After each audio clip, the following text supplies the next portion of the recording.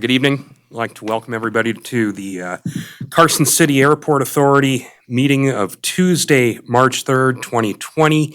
This is to go over our finances. It's specifically a budget meeting, and at the discretion of the chair, myself, we decided to have a special meeting just for this topic. So with that in mind, if we could get a roll call, please, and determination of a quorum. Chairperson Golden, Here? Vice Chair Harris, Here. Treasurer Rogers, Member Barrett, Here. Member Hamilton, Here. Member Pulis, Here. Member Simmons. Here. A quorum is present. Thank you. And just a point of order on this. Does anyone know where John Rogers is? Okay, I anticipated he would be here since he is. He originally indicated he was available for this meeting, so I don't know if something came up that I'm unaware of. He didn't make me aware. Anyone? No? Okay, we shall proceed. Paul, can you lead us in the Pledge of Allegiance? Pledge allegiance to the flag of the United States of America and to the republic for which it stands, one nation, under God, indivisible, with liberty and justice for all. Okay, since we don't have any minutes, as we discussed momentarily ago, modification of the agenda. I reserve the right to modify the agenda, and I am going to do so. And here's what we're going to do, because we kind of have the cart in front of the horse on this with the budget process. We're going to discuss items number 3, 2, 1. We're going to go in reverse order. We need to figure out how we're going to pay for things before. Oh, there he is. Hello, John. I was just texting you, John. So. Welcome. We're going to go in. Worry. We're going to go in reverse, folks. Don't worry. That makes one. And I hope you all understand why we're doing that, but we're going to go with items 3, 2, and 1 in that order. We want to figure out how we're paying for things before we adopt a budget. And by the way, this was really supposed to be a workshop, so we don't have to adopt anything. We don't have to act on anything. We can. We don't have to. Okay? So with that in mind, we're going to start with discussion and possible action, review and discuss draft airport rates and charges. I'll turn that over to Ken Moen. Thank you, everybody. Chair Golden. Time out, Ken. I neglected to do something. I'm sorry. Okay. I'm sorry. Public comment. If there's any public comment from members of the audience that would like to comment and address the airport authority, you can speak on any agendized or non-agendized matters related to the airport. If your matter is agendized, we would respectfully request if you wait until that topic comes up for discussion. However, you have the right to, address us at this time regarding anything. So if there's any public comment before we get into the agenda items, please approach the podium. Okay, seeing none, Ken, if we could move on to item number 3. Thank you, Chair Golden. Members of the airport community, thanks for coming out. Appreciate your presence here and your input as we walk through this. One of the requirements that the FAA has under our FAA grant assurance is that we have a published rates and charges. So we discussed this beginning in January, and actually was discussed last year. And we moved through this. I created a draft of proposed rates and charges, including many things that are already in our sphere, as far as everything from tie down to overnight rates to some other services that we currently have on a cost recovery basis. And I tried to think of some other things that we are not covering, but we may add in the future. So I looked at, for example, an internal advertising board, discussion of some advertising permit, aeronautical business activity permits, and some other issues that to address. And then in February, we had a meeting that we discussed this draft, and we received some feedback from the public as well as from the members of the airport authority. And the current copy that you see displayed on the overhead and that you have a copy of shows some of those items that were discussed but have been taken off the proposed draft. As I mentioned at the last meeting, the purpose of putting some of these items on here is to, one, discourage certain behavior. For example, long-term parking in a parking lot. If we didn't have items listed on there, there might be some indication for the public that that's a public area, that they could park there without having any business at the airport. So that's to discourage that type of activity. But it also, we have some long-term agreements with a couple of people for parking where they leave a vehicle here so that when they travel into town that they have access to a vehicle. So we have to treat other people similar to the way we treat these customers. So as you look through this, I have a current rate column on the right and a proposed rate column on the left. And a couple of the items that I want to highlight that there are several items that are that you see on the right where it says NA. An example at the top of the list would be advertising permit, the aeronautical business activity permit, barricade rental, business activity permit, which is non-aeronautical. For example, if we had perhaps a food truck or somebody of that nature came out onto the airport, we would charge them a permit fee, and based on the permit fee is to ensure that they're properly licensed, they have proper insurance, those sort of things. We do accept credit cards now, and as a part of the credit card process, we have a 3% transaction fee.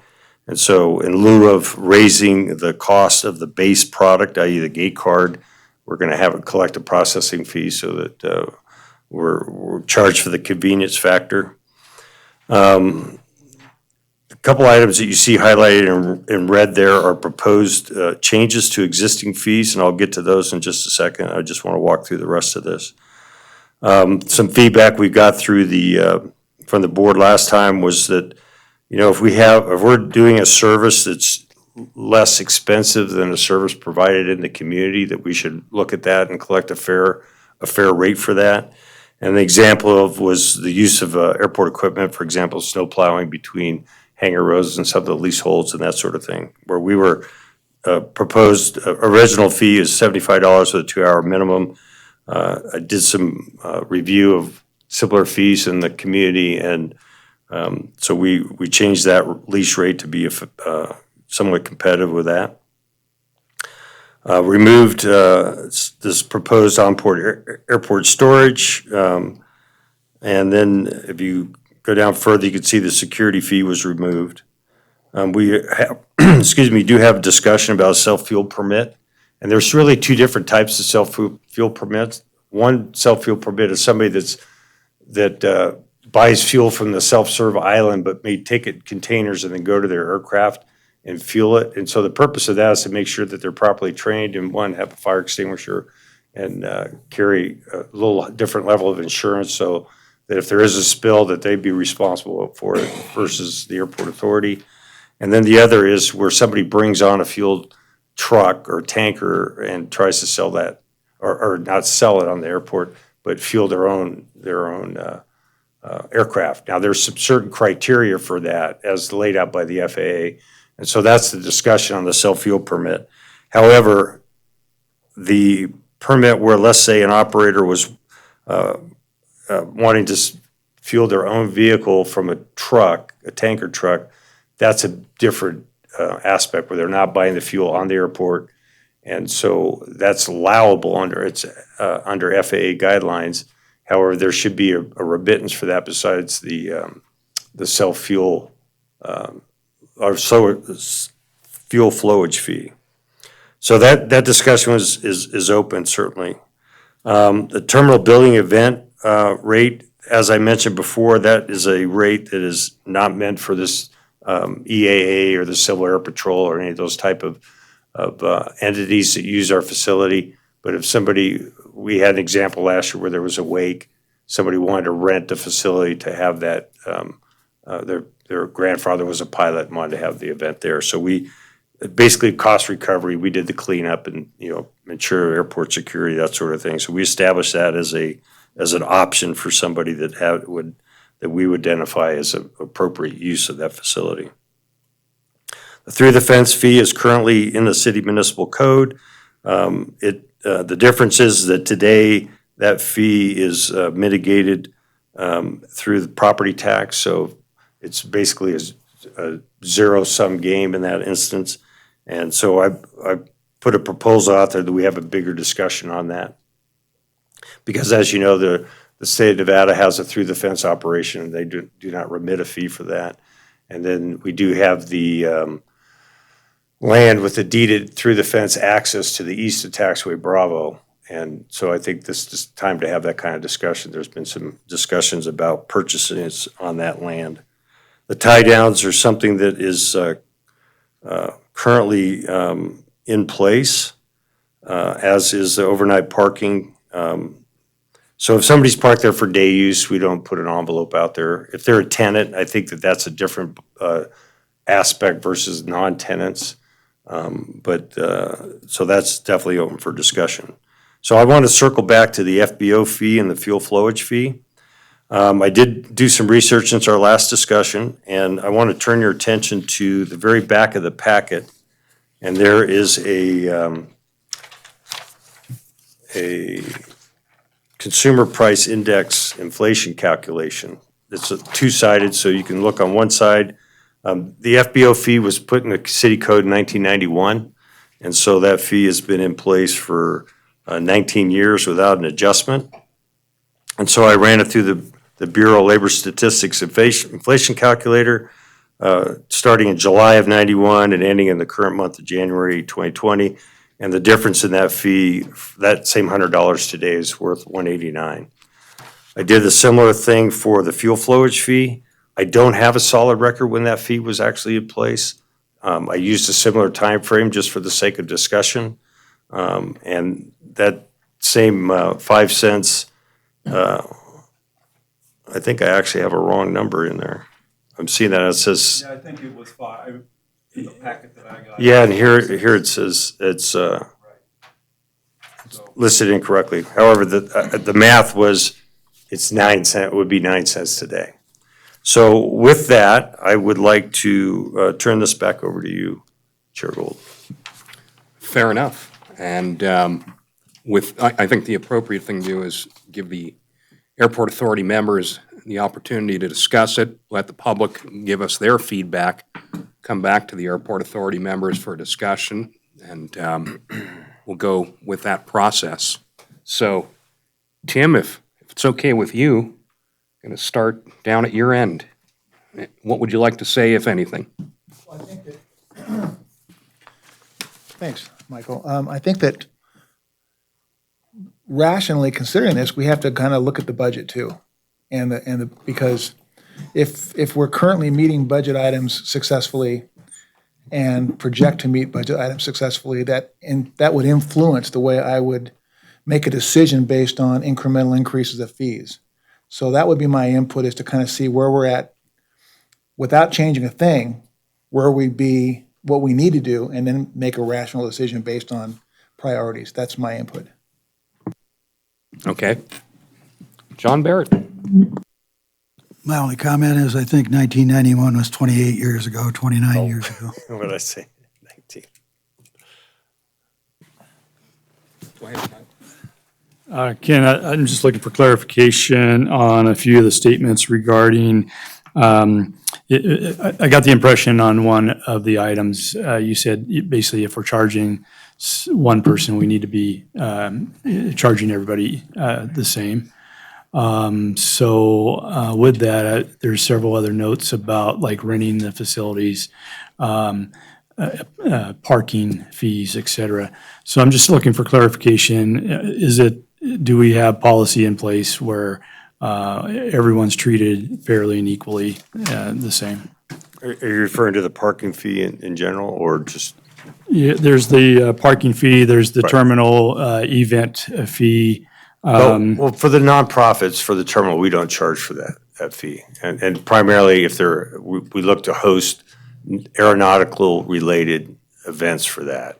So the Civil Air Patrol, Pathways to Aviation, the EAA, those are the type that use that. We've hosted an NNDA event there that we did not charge them a fee for as a member of NNDA.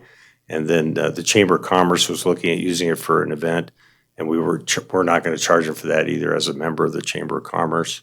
And then so it's non-aeronautical type event, but I think it has to be appropriate. For example, somebody wanted to run a political phone bank out of there, I wouldn't permit that operation. So in this case, I felt that if we're going to utilize it for some events, I'm not going to be able to come up with a list of what all those events appropriately are, but if they're appropriate for the airport, in this case, the wake, I felt was appropriate for a former pilot, and they would have had to, if they're in the public area, they would have to rent a facility, and we made a program for them. But as far as parking is concerned, yes, I think tenants who are paying ground rent or leasing some other space on the field, and they don't have an area to park their aircraft, like in their hangar or that sort of thing, that space should be used for that. But other, people who are leaving a car here long-term, commute between areas, I think that's appropriate that there's a fee for that. Thank you.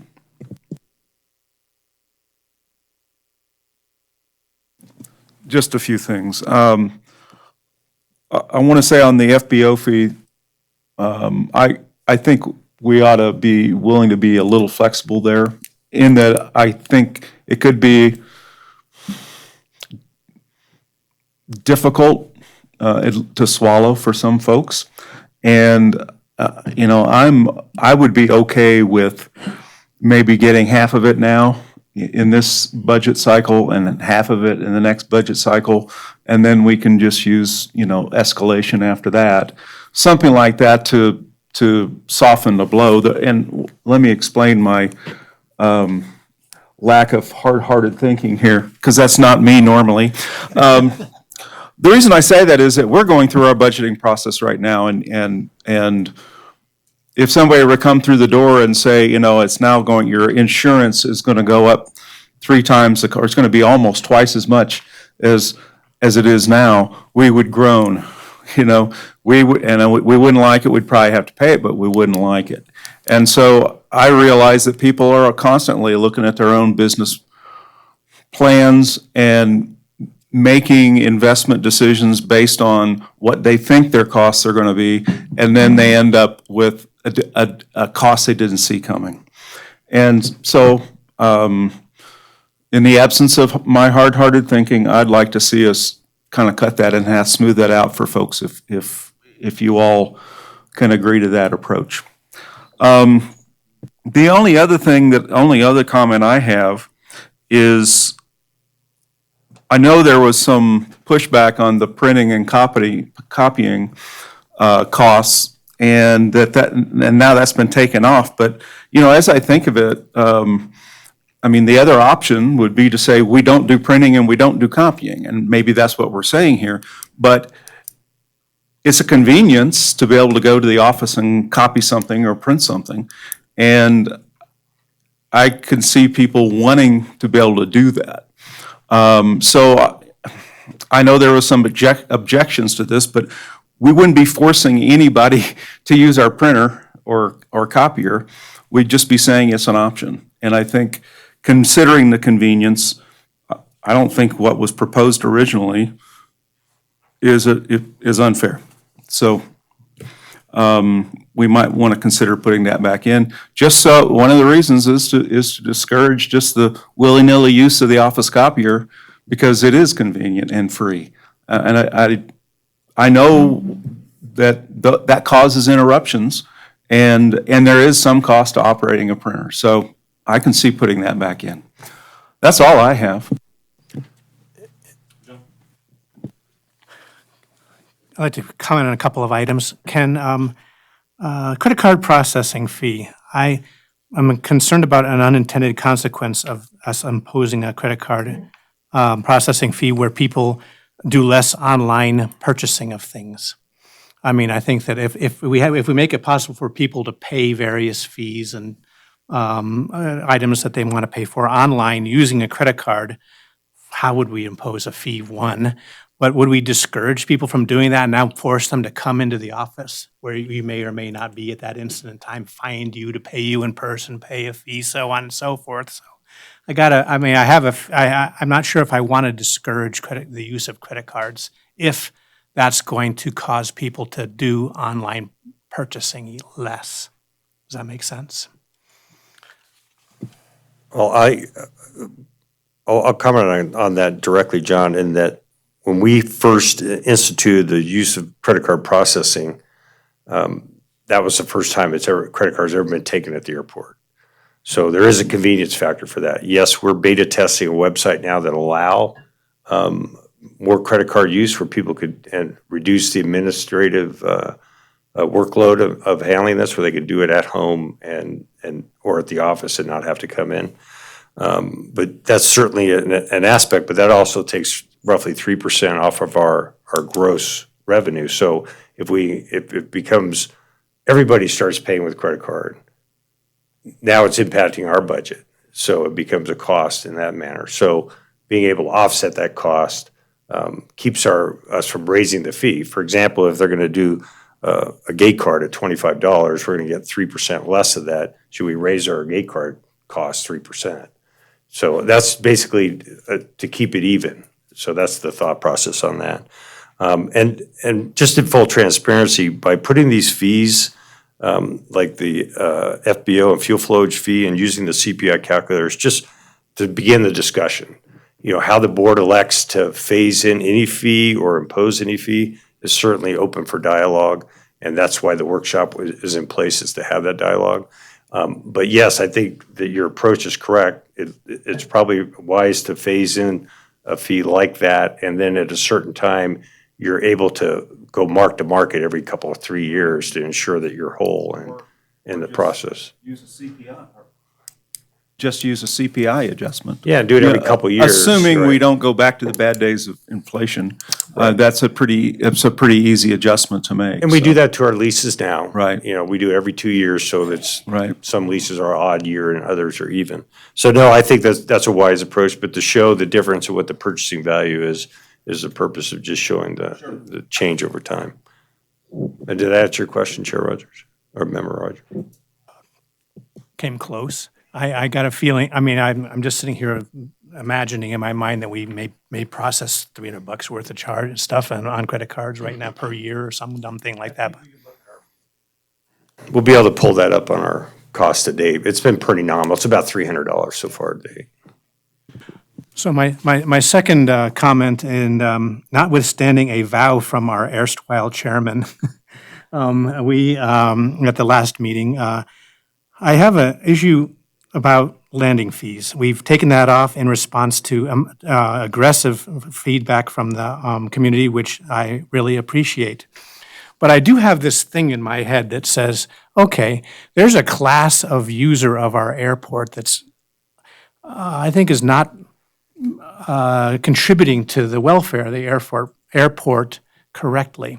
And it's not anybody who has an airplane parked out at the Carson City Airport and uses it for private use. Anybody who has their own airplane parked there, uses it for private use, they pay personal property tax, they're paying lease payments, and they buy gas at our airport, and they pay tax on that. These people are contributing to the welfare of the airport perfectly well. And I certainly would never propose that we target that segment of our population for significant increases or an additional fee, like a landing fee. But as you've been delivering data from our tracking system that tracks who uses the airport, there's a significant usage at our airport for people like NetJets. People who are for-profit enterprises that fly their airplanes into the Carson City Airport, but don't have them reside at the Carson City Airport. And the only way that they are contributing to the maintenance and welfare of the airport is through gasoline taxes. If they buy gasoline when they're here, they might not buy it here, they might buy it elsewhere. And so I'm concerned that if we don't, I think it's not correct, technically correct, to have a class of user of the airport that when I look at the list of who's using the airport is significant. It's not, it's not 5% of the use of the airport. It's a significant use of the airport that quote skates by just paying fuel taxes. And so the best way, and I suspect that's why you were proposing a landing fee. I don't think you wanted to impose a landing fee on anybody who parks their personal aircraft at the airport either, any more than I want to. But I'm not sure how we are correctly asking those users to contribute to the welfare of the airport with the proposed fee structure that that you're sitting here. Could you just talk a little bit about your thought process on that? Well, landing fees are not unusual at most airports. There's a document in here in the packet. There's a survey we did of some GA airports here in Nevada. Pull that up. And we looked at landing fee and fuel flowage fee. And so starting with at the top, you can see that those fees vary in price or in amount. Everything from 4 cents to 25. Urington and Lovelock both reported that the fuel flowage fee is not calculated separately, but just simply in the price of their fuel. And then you could see also that there's various landing fees at different airports. And when I took the survey, I think South Lake Tahoe has since amended their fee. Chair Golden was communicating that to me. I think it went under. It's based upon seasonality for one. High year, it's summer. They actually, when they were faced with this discussion, and I'll address this more in my comments, but they actually reduced their landing fees because it's such an offensive fee to users, and they're now considering getting rid of them. And they are in a unique situation because unlike here in Carson City, their revenue is 90% transient. Very different situation. But I think I'll be able to address what you're getting at in a moment. And then some of the other areas that have landing fee, they limit it to certain classes. Like, for example, BLM has, they have heavy BLM activity at their airport. They created a separate category just for BLM usage. Boulder City has a $500 annual fee for any commercial operator. So that's another way that they're collecting their revenue. But yes, when we do our reports monthly, there's a fair amount of Part 135 operators, and those are air taxi operators, NetJets, those are Wheels Up, there's a host of other ones. And we could go through and calculate how many of those used our airport in the last year and see what that landing fee would do as far as would it impact the revenue.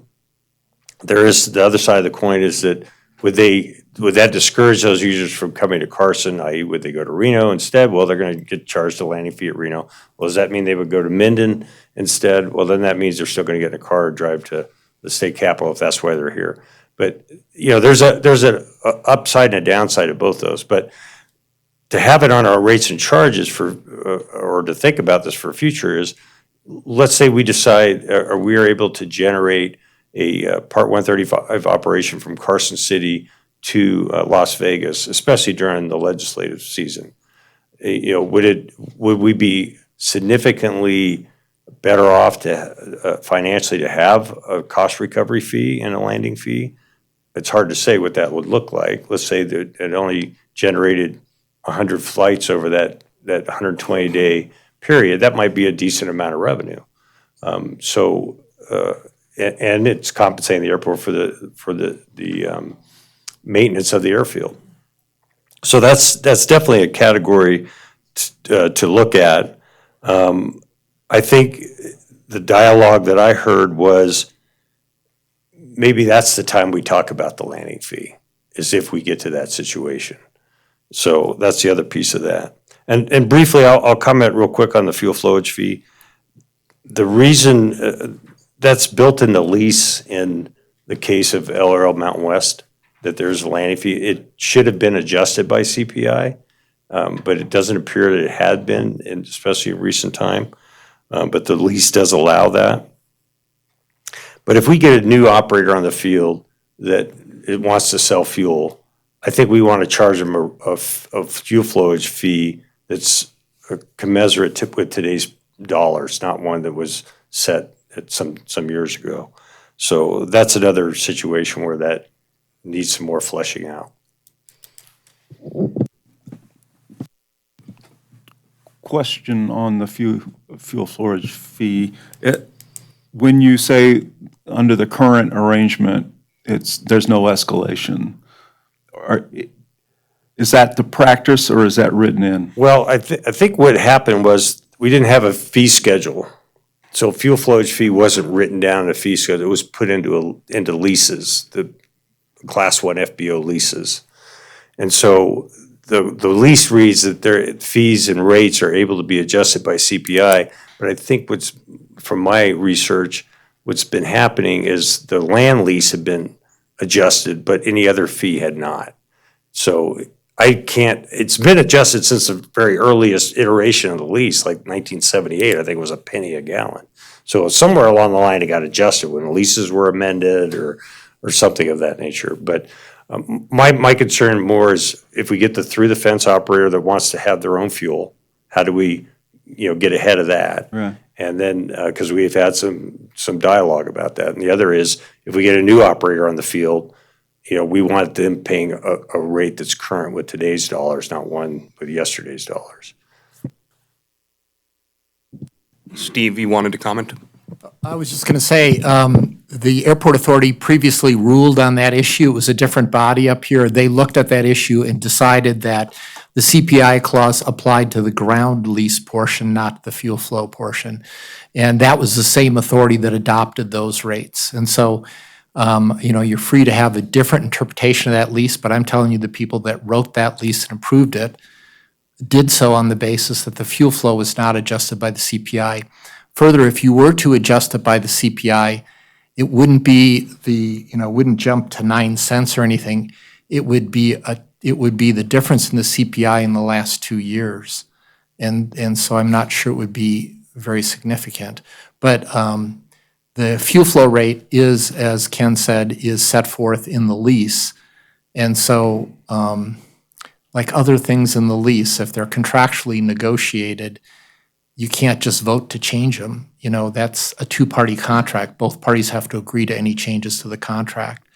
And then I should mention also on a couple of these items, I was kind of surprised at these landing fees and fuel flow rates. The landing fees, I've landed at a bunch of these airports recently, and they didn't ask me for any landing fee, and nor was there anything that I saw anywhere on the airport, including like Panaca just recently. Now, there is a high fuel flow rate there probably because Wendy Rudder, the person who manages that, had to use a fuel flow rate to actually install fuel. It's Lincoln County Airport. It's out there kind of near Pioche-ish, it's in the east side of the state. But in terms of other things, if you're going to adjust some of these, and I'm not saying you can't adjust these, but some of these require you to amend Title 19. And I just think it's helpful for you to know which ones. And so if you were to change the FBO fee, which we're really talking about the Class 2 FBO fee, that's set forth in Title 19. So if you were to choose to change that, we would need to go through the process of amending Title 19, which is an amendment that's done both by the airport authority and by the city. The same thing's true for through the fence. Our through the fence ordinance is part of Title 19, and it's usually overlooked by people because we look at all the aviation things. Well, the chapter that's right behind the aviation things is called through the fence, and that would have to be changed as well. Actually, I don't think you're proposing to change that, are you? Through the fence? My proposal was that it was no longer mitigated by property tax on the hangar. Oh, okay, yeah. So that would be a change because that formula is set forth in Title 19. And so I'm not saying you can't change those things, the Title 19 things. I'm just saying, keep in mind that change is probably, if you started today, it's probably 4 months away at the earliest because it has to go it has to be proposed at 2 meetings of the Airport Authority and 2 meetings of the city before it can be adopted as a change to the current ordinance. Paul, you have to have your opportunity. Go ahead.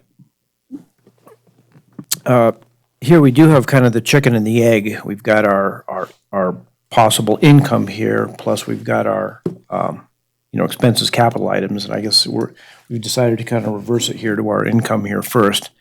But if I remember correctly, when we first started a lot of this, we were gonna look at a benchmark of what do the other airports have for these fees with, I think I heard, Ken, you had that for the, on the landing fees, but do we have that for FBO fees? Do we have it for fuel flowage fees?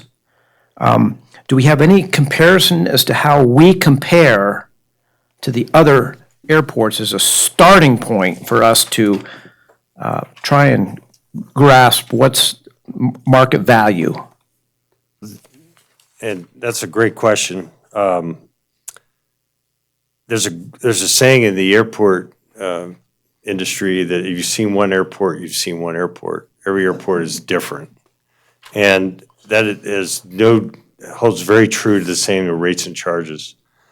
For example, Truckee Airport District has theirs online. It was a master fee schedule was put in place in, or this current iteration of it was October of 19. And it's 2 pages and pretty small type. So it varies on everything from buying a T-shirt to overnighting to being on a wait list, and they're all different. So Reno State Airport, for example, has a different fee structure than Reno Tahoe Airport. Reno Tahoe Airport, if you're a commercial enterprise on the airport, you pay 6% of gross. If you're a commercial enterprise on the state airport, you pay 3% of gross. So gross revenue, a percentage of, is usually the more common that you see. Most places, it's not a flat fee. In Title 19, it actually says $100 a month or 6% of gross, whichever is less. So somehow it's been erased to the bottom as far as what the fee structure would be. So in a situation of paying 6% of gross being less than $1,200 a year, you're not really generating any revenue. I don't know if you could really call yourself a business. You'd probably be a hobby at that point. But the benchmark could be done, but it's going to be so different at every place. So what I try to do is just starting is a cost recovery on this. If you're going to go rent a barricade at Silver State Rentals, it's going to cost you more than $1 a month. I'd rather have a construction area marked and with a barricade, like when Sierra Skyway was under construction, than not. So, but if I charged it by a day rate or a month rate, it would have been significantly more than that. So part of it is safety, part of it is cost recovery. This part of it's looking at what the future, if we bring new future activity, that's our next step, is to pursue new tenants, new hangars, new based aircraft. And we want them to be paying rates that are today's rates, not 1990 rates. And I think that's not fair to the businesses on the air, new businesses, much less old. You bring new businesses on paying one rate, and you have current businesses paying another. That's going to create a situation where you may get into a Part 16 complaint with the FAA, which I don't think we want to deal with. But that's certainly part of the dialogue between the board, the airport tenants, and I'm making the proposal. I'm not making the decision. Yeah, I really think that we ought to at least get some ballpark idea of what are I guess we're competing against Minden, Stead, possibly South Tahoe, Truckee. It sure would be nice to know how competitive we are to them. Well, just comparing Stead and Carson City, a commercial operator pays 3% of gross revenue. Okay, what about Minden? I haven't got Minden's. I can get it, certainly. Okay, well, I'm just saying, originally when we started this, somebody made a suggestion, it'd be nice to get some benchmarking to see how we compare to everybody else. Well, that's part of what this is. I don't have an FBO fee on there, you're correct. But I can certainly do a similar survey where I ask them to provide me with that information. Yeah, I mean, say for instance, if I was thinking of going to Minden, how competitive is that down there? I wouldn't go to Stead I because can it's find out. too far away. And how competitive are we on that for these things? So, I mean, I would like to see that so we could have a little bit more educated guess as far as what we're doing here. It'd be a nice starting point. And apparently we don't really have a lot because it is confusing or whatever. The next thing, aeronautical business activity permit. How do you find, I guess that could be anyone who comes in wants a flight school or do maintenance, or how do we differentiate between the backyard guy coming in here and all the people out here who have FBOs? And how do we, what's the difference? Well, Title 19 has 5 classes of FBO. And so FBO is defined as somebody who either leases space on the airport directly or leases it from an existing FBO. The aeronautical business activity permits for somebody who does not lease space on the airport is not an airport business. So if you bring a mechanic onto the airport that does not have a business on the airport, in order to ensure that they're properly licensed and insured and get properly access to the airport, we propose that they fill out a business activity permit and pay a fee for that. Truckee has a similar situation, just for comparison. A temporary commercial operating permit is for $100 minimum, not to exceed 30 days. And if you go over 30 days, it's $500. So we can do surveys similar to that, but we're going to find they're going to be all over the place. And so I think what you're seeing right now is $30 is pretty nominal. That's $30 per year. Yeah. Where'd that number come from?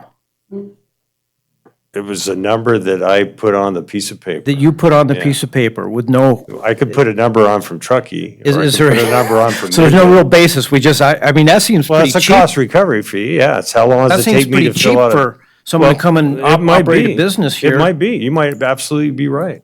But I figured as an hour worth of work on my time to process a permit. So ballpark, I came up with $30. $30 is, Yeah, you're right. okay, so I Might guess be I'm cheap. kind of questioning this whole aeronautical business activity. I like the idea of trying to have a certain amount of regulation, but what's to stop the people from coming in and running, it doesn't sound like it's almost justifying someone coming in and running a business. No, it doesn't, because it's a temporary activity, but you can put a time limit on it. I haven't defined, the rules and regs are not defined for that. It's setting a class or classification for it. Okay. And So who would police this? You? Well, we as an organization would have to develop the criteria for that. Okay. So we haven't really done that. We're just kind of looking at fees here to Start the dialogue. start the Yeah. dialogue. Right. Okay, my next question is the FBO fee. It's $100, and that was established quite a while ago. 1991. And we want to, and you're saying we want to escalate that, and then just, No, what I propose is that we demonstrated what that fee, that $100 was in 1991 to what it is today. Now, what the board decides as far as establishment of fee is strictly up to them. okay. And again, we really don't have any idea of what our competition is, like down in Minden, or I don't know, South. Well, Tahoe. I'm just really looking at the cost of what Okay. we're paying for expenses in today's dollars and not yesterday's dollars. Okay, so back in the day when that was established, $100, there was no escalation clause put into that, because perhaps the board thought that maybe that would be competitive, Well, actually, it was a city code. the city so code. It was between the Airport Authority Board and the city that made that. Okay. And again, as I said before, I think it's not going to be well to all of a sudden double the FBO fees. I mean, Well, we just and it's- lost an FBO. And part of the reason, I talked to the owner on Sunday of Great Basin. And part of the reason was the expenses didn't work out for them. There were a whole number of reasons. The expenses didn't work out for them. And now we're talking about adding new, doubling the fees, and that's of concern to that FBO, and that was a factor in losing them. Okay, and it's also probably a factor some of the FBOs out there who are here now. So again, as we talked, I said, yeah, I think we can, start upping that, but all of a sudden to double it, is not going to go well. Well, and I think one of the risks to our current FBOs is people coming on the airfield that aren't a business, recognized business on the airport, competing with our on-airport vendors. And that comes back to our aeronautical business activity permit too, so. Well, for example, somebody who advertises a flight school on Craigslist and says, I'll meet you on the ramp Right. and teach flight instruction, that's anti-competitive to Yeah. our current FBOs. Okay, I won't draw this out any longer here, But but as Mr. Tagus pointed out, for us to change the FBO fee is going to require a Title 19 change. So what we would do here is we would propose a change, and then we would go through the process of implementing that. And it's also the same with fuel flowage fee. With existing FBOs, it would be a negotiated change. And if we weren't able to reach a negotiation, then I guess we'd have a separate fee structure for future operators. yeah, when we look at the fuel, I went and looked at the fuel costs with the ForeFlight, look at the fuel cost. I mean, And, what fuel's being sold for or what it's being bought for? well, what it's being sold for, what Okay. the customer looks at. And I know a lot of people, not that they're cheapskate, but the $100 hamburger, it's almost like going to an airport because you can get cheap fuel. And Carson was very competitive. Okay, and I think if we increased it by 2 cents, then we would we would be above. It was a point where Yarrington would look better than us. So even though I don't buy avgas, I'd be a little cautious about trying to bump that up because that is a big thing for people to come here. Okay, and I assume if it's bumped up, are you going to take the loss? Or are you going to raise the fuel prices? I'll address that when it's my turn to speak first. Okay. So those are my comments. Thank you. And I'll do a survey, see if I can get some sort of area airports and what they're being charged. Kind of know where You bet. I'll see if I can get that by the March 18th meeting. Okay, thanks, Paul. I'm going to take the liberty now to give my comments. I got a number of comments. I want to speak to my counterparts in a general sense here.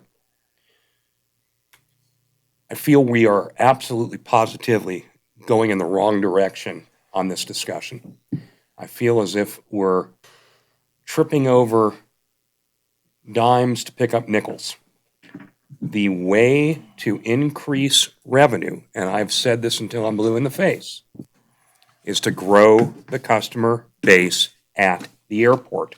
And yet, we've had no such proposal, no such discussion. And I am just, pardon my language, I'm pissed off at this point at this. Okay? Now, with that said, I think this airport authority needs to take the bull by the horns and figure out a way to go forward, forget about nickel and diming the customers, and come up with a plan to grow the customer base. Now, let me address a few things in particular. I want to take this opportunity to do so. Then I'm going to open this up to public comment. I've had the discussion with legal counsel on the matter of the fuel flow fee. I need to disclose the fact that I am the managing partner of both FBOs on the field that sell fuel. However, at the advice of legal counsel, I do not need to abstain from this discussion because the flow fees being considered or proposed can only apply to new fuel providers.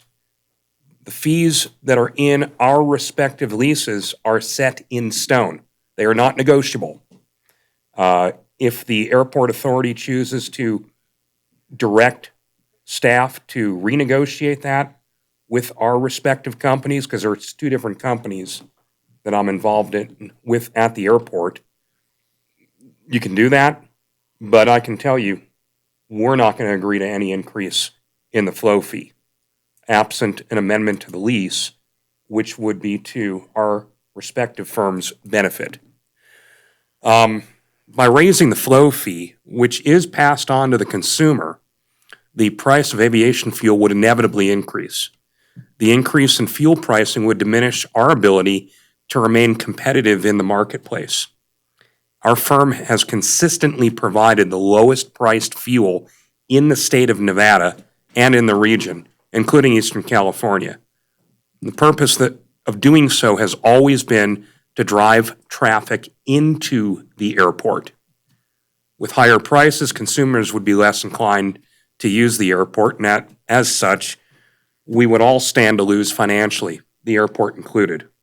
When I look at Ken's list here, there's some that pay more, some that pay less, only one that pays more than 9 cents a gallon, which is outlandish, but that's the way it is. And you can add Elko to that list, Ken, it's 3 cents a gallon is the flow fee out in Elko. So that's my comment on the flow fee. Regarding the self-fuel permit, I want to educate everybody on that. This is not the guy who goes out to the Maverick and buys some unleaded fuel to put in their aircraft. This is the tanker truck that shows up on the airport with 8,000 gallons of fuel, or the fuel trailer that shows up behind a pickup truck with 500, 1,000, 1,200 gallons of fuel to refuel their aircraft, which is doing work in the area. They're profiting. They cut the airport out of the revenue stream. I would strongly encourage, because $30 per year is ludicrous, and I know what other airports do.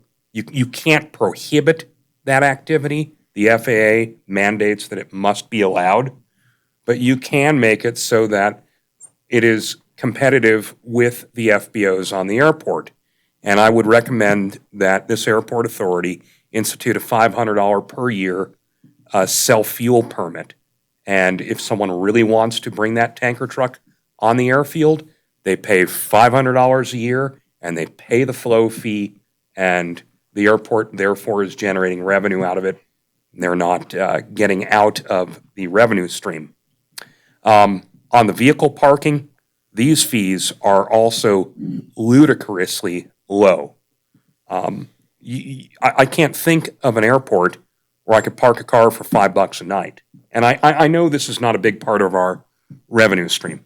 I'm just saying it's very low. And I would propose we go with $15 a night, $75 a week, and leave it at that. But I want to address also, John Rogers, you asked about transient aircraft coming in to use the airport, and we're not capturing any revenue from them. Well, when you drive into Reno, you're a transient driver driving on Washoe County roads or City of Reno roads. You don't necessarily have to pay for those. The FAA makes it very clear that as a public use facility, we cannot discourage people from coming in here. We have to be open to all.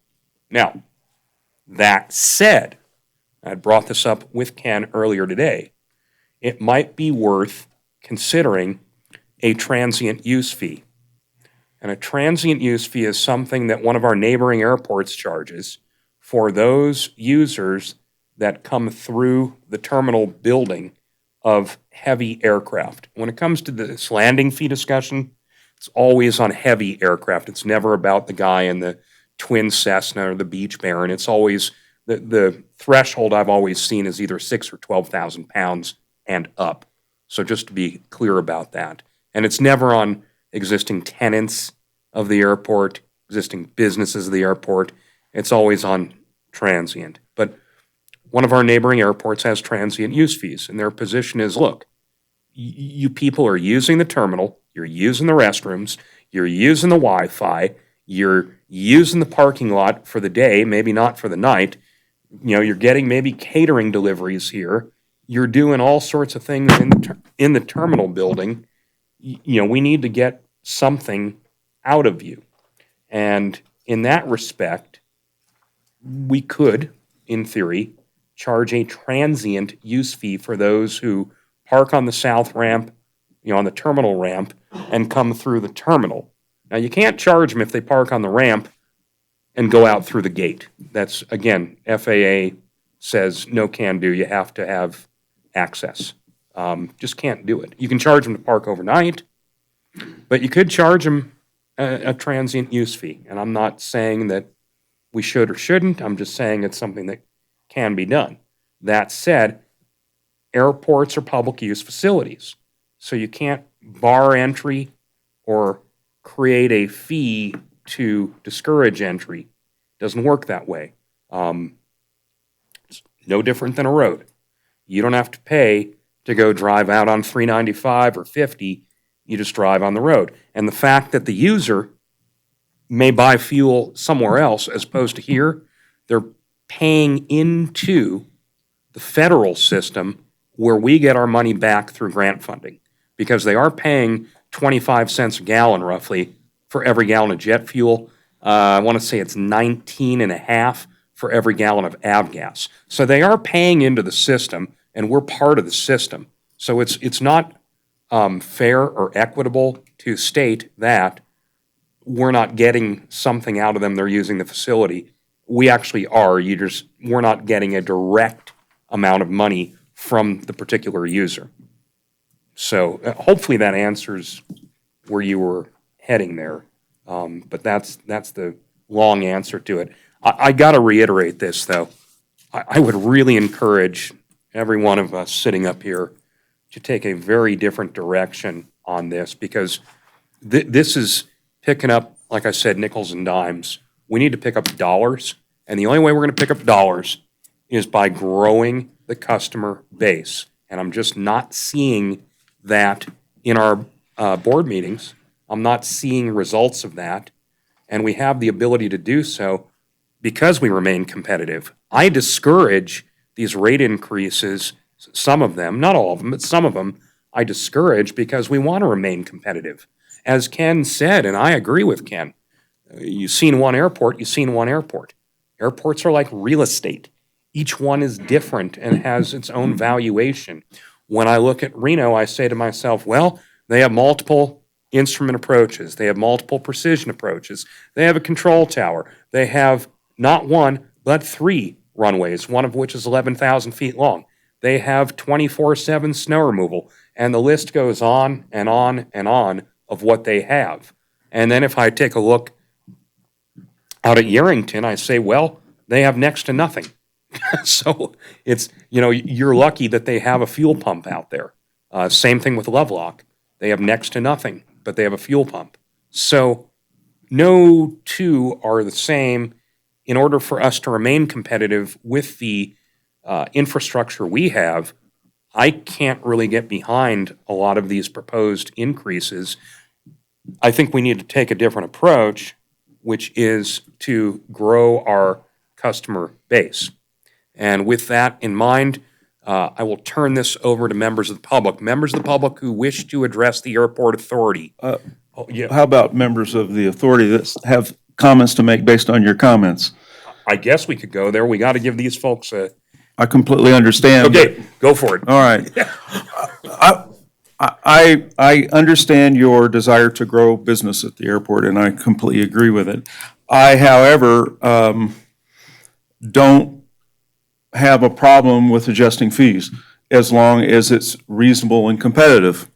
And our job here tonight is to give the airport manager direction in terms of how to build his budget so that when he comes back in 2 weeks, he has something we can look at and go, we like it, yes. Okay? Right now, these are the things that appear to be up in the air in terms of the direction that we're giving the airport manager. So let me name them off. And please think about this from the standpoint of, we can't leave this meeting without giving him direction. That's what this meeting is for, okay? So what we've done is we've all shared our own little opinions, and what we have to do is reach a consensus before this meeting's over so he knows what to do. And so far, we have, what has happened is the consensus, if there was any, has just drifted apart. We're now just gas floating in a vessel. We got to pull it back together. These are the things that are still floating around that need a decision or at least some direction. FBO fee, fuel flowage fee, landing fee, the printing copying, the self-fuel permit, the terminal build, not the building, I think we're okay there, and the vehicle parking, okay? So that, these are 1, 2, 3, 4, 5, 6 items that are pretty major, and we've given him zero direction. Shame on us. I'll tell you what we should do then. I agree with you, Bradley. Let's do this. You've done a good job documenting those. Let's add to that transient use fee, which is not on this list. And we can. Right, that's okay, another one. Yeah. And here's what I think we need to do. We need to have, after we hear from the public, we need to let the public have their opportunity. I'm going to lean on you, Bradley, since you've done so well managing that. Thank you. Let's have a up or down vote on each one of those items. I don't want to package them. I don't think that's a good idea. Right. And let's hear what the public has to say, and then we have an opportunity to discuss the matter further. Okay, and let me, just for the aid of the public, just go through that list again and make sure that if you have any objection to anything that we're discussing on that list, those are where the big changes are, please be sure to address them. So that's the FBO fee, it's the fuel flowage fee, it's a landing fee, it's printing copying, it's a self-fuel permit, it's the parking fees, and it's transient use fee. Thank you. Yes, sir. Let's add to that list the aeronautical business activity permit. All right. I think that $30 to have someone come do business here for a year is, Yeah, that's, that's ridiculous. For Okay. all the people who work here and try to make a living, $30 a year so we'll add that. okay. With that, want to Just to keep. clarify the landing fee, we're only looking at commercial operations. Okay, that's, we'll get to that, but let's let the public have an opportunity to, give us, hold on a second, sir. You guys have been very patient, just please be patient for another 60 seconds. It's my job to manage this meeting and run it efficiently and keep order. So I'm going to ask each one of you who wishes to comment to approach us, introduce yourself, first name and last name. If you're an airport tenant, please let us know you're an airport tenant. You're an aircraft owner, let us know you're an aircraft owner. And I have to limit comments in accordance with our rules to 3 minutes, okay? So let's not bloviate. We want to hear what you have to say. Keep it concise. I know you're standing up, sir. Why don't you go first?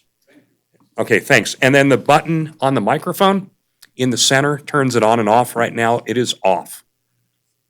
Mr. Chairman, Benjamin Kramer, airport tenant, well, more properly, hangar owner, aircraft owner, licensed pilot, A&P, attorney.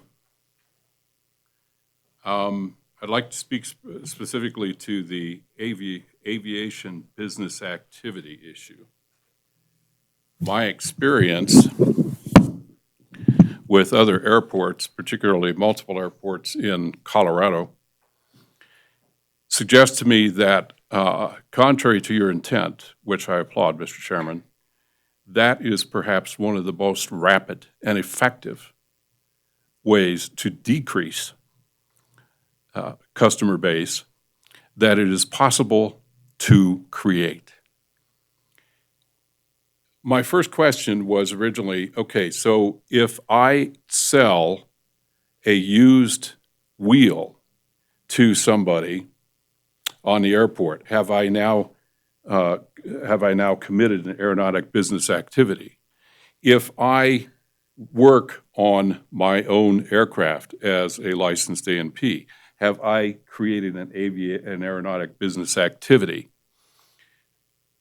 One of the challenge, and what it sounded to me like, was that in fact this fee was nothing more than a processing fee to allow the airport to inquire into whether or not, A, I have appropriate licenses, B, whether I'm insured for a particular activity, which could potentially include product liability insurance if I'm selling parts, whether they're used, new, I've created them, or anything else like this.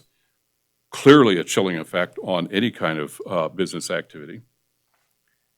One of the biggest challenges we have in aviation today, private aviation, small aircraft aviation, is the dearth, the absence, the absolute desert out there of finding people who are capable and willing to actually work on airplanes and keep them flying, number one. Number two, I searched high, low, sideways, and crossways to try to find somebody who would rent me a complex airplane so that I could maintain some level of currency while I'm rebuilding the airplane that I own. And in order to accomplish that, I had to ask somebody from California to come over here to meet me so that we could go fly in his Cessna TTX. Because there isn't anything available that I could rent that comes close to the performance characteristics or requirements of the airplane that I'm trying to maintain some level of currency so I can go fly, so I don't put it on its belly again. Gentlemen, you'll forgive me if I sound a little strident, but I have seen this kind of approach in what used to be referred to as Jefferson County Airport is now referred to as the Rocky Mountain Metropolitan Airport in Northwest Denver, and also again at Centennial Airport at the south end of Denver. In both cases, there was a decided bent or preference on the part of the airport authorities and in one instance, the attorney, to favor people who were institutionally established as FBOs on the airport to the exclusion and even persecution of anybody else that wanted to participate in aviation activities and use a public use airport for those aviation activities. The result was, I know I have to. Yeah, we got to, Thank no, why don't you finish? I don't. All right. The effect of that was I moved more than $1 million worth of aircraft out of Broomfield. Okay? And I said, thank you very much, guys. I'll take my money someplace else. I did the same thing with Centennial, not $1 million, only $250,000 this time, coming here. Thank you very much. Points well taken. Thank you very much.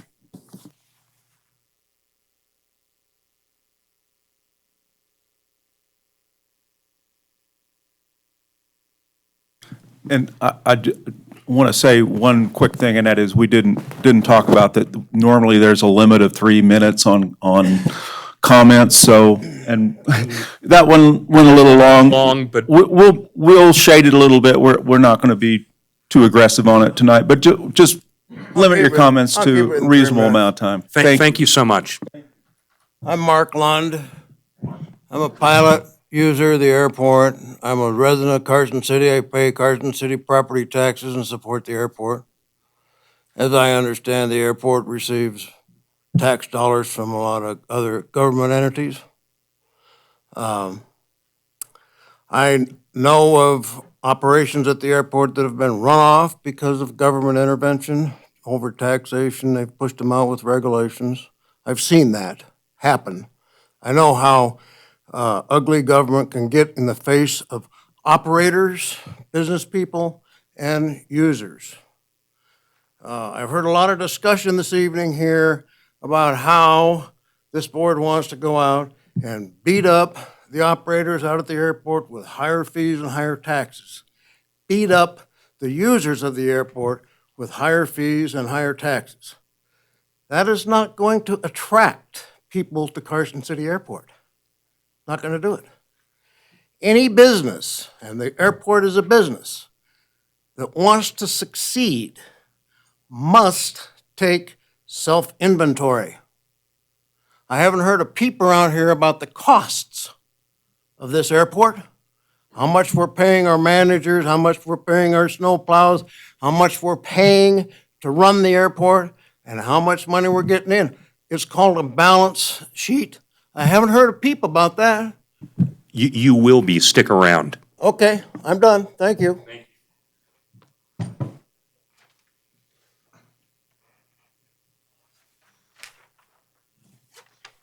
Thank you. Push. Okay. Oh, it has to be green. Okay. My name is Ray Pash. I own 2 aircraft and 1 hangar on this airport. I managed a airport open house a number of years ago, and I'm quite familiar with Carson City Airport. I want to thank Chairman Golden for reiterating what was discussed in the January Airport Authority meeting about the necessity to grow the customer base and how you do that.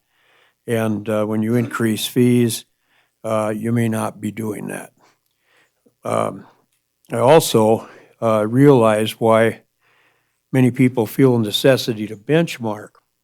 However, there's one airport I would not benchmark against, and that would be Truckee.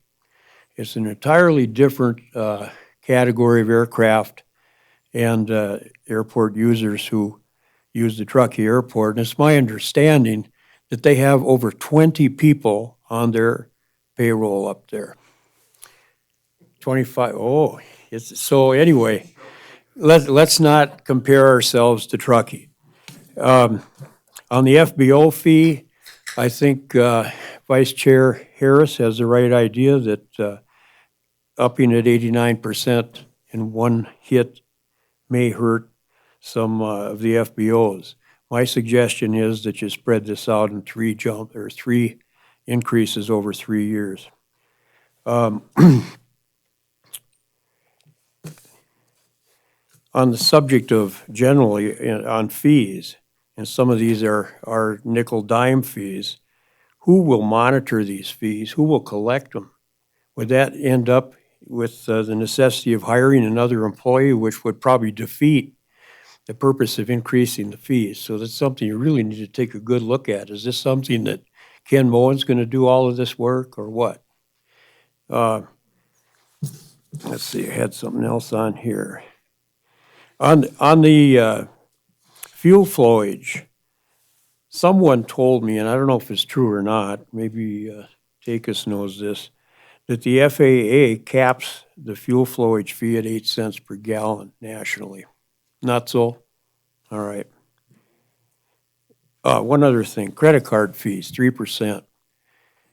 I think it's a very negative thing to a customer to tell them that in this day and age when almost all transactions are via credit card, that you're going to charge them 3% to use his credit card. This is 2020. People don't carry cash like they used to. They don't write checks like they used to. How about if you look at the fees that would most commonly be paid with a credit card and increase them 3% and offer a 3% discount to people who want to pay in cash or with a check? Just a thought. And finally, Tim Puletz, I think you have a very good question there when you wanted to ask if the airport is meeting its budget. If not, you certainly have a need to generate more income. But I'm sure this will come up in a future meeting. I know you, at the January meeting, you have what, $15 million surplus? No, there's a large surplus, but it was. Nothing like that. What was discussed on that is you wanted the interest that it was collecting. I was here. Well, okay, maybe it was less than that, but it was a significant amount of money. Closer to $18. No, it was So- more than that. It was a large amount of money, and it. We'll discuss it that was- later on, All right. okay? Anyway, that's all I have, and Thank you. Thank you for inviting us.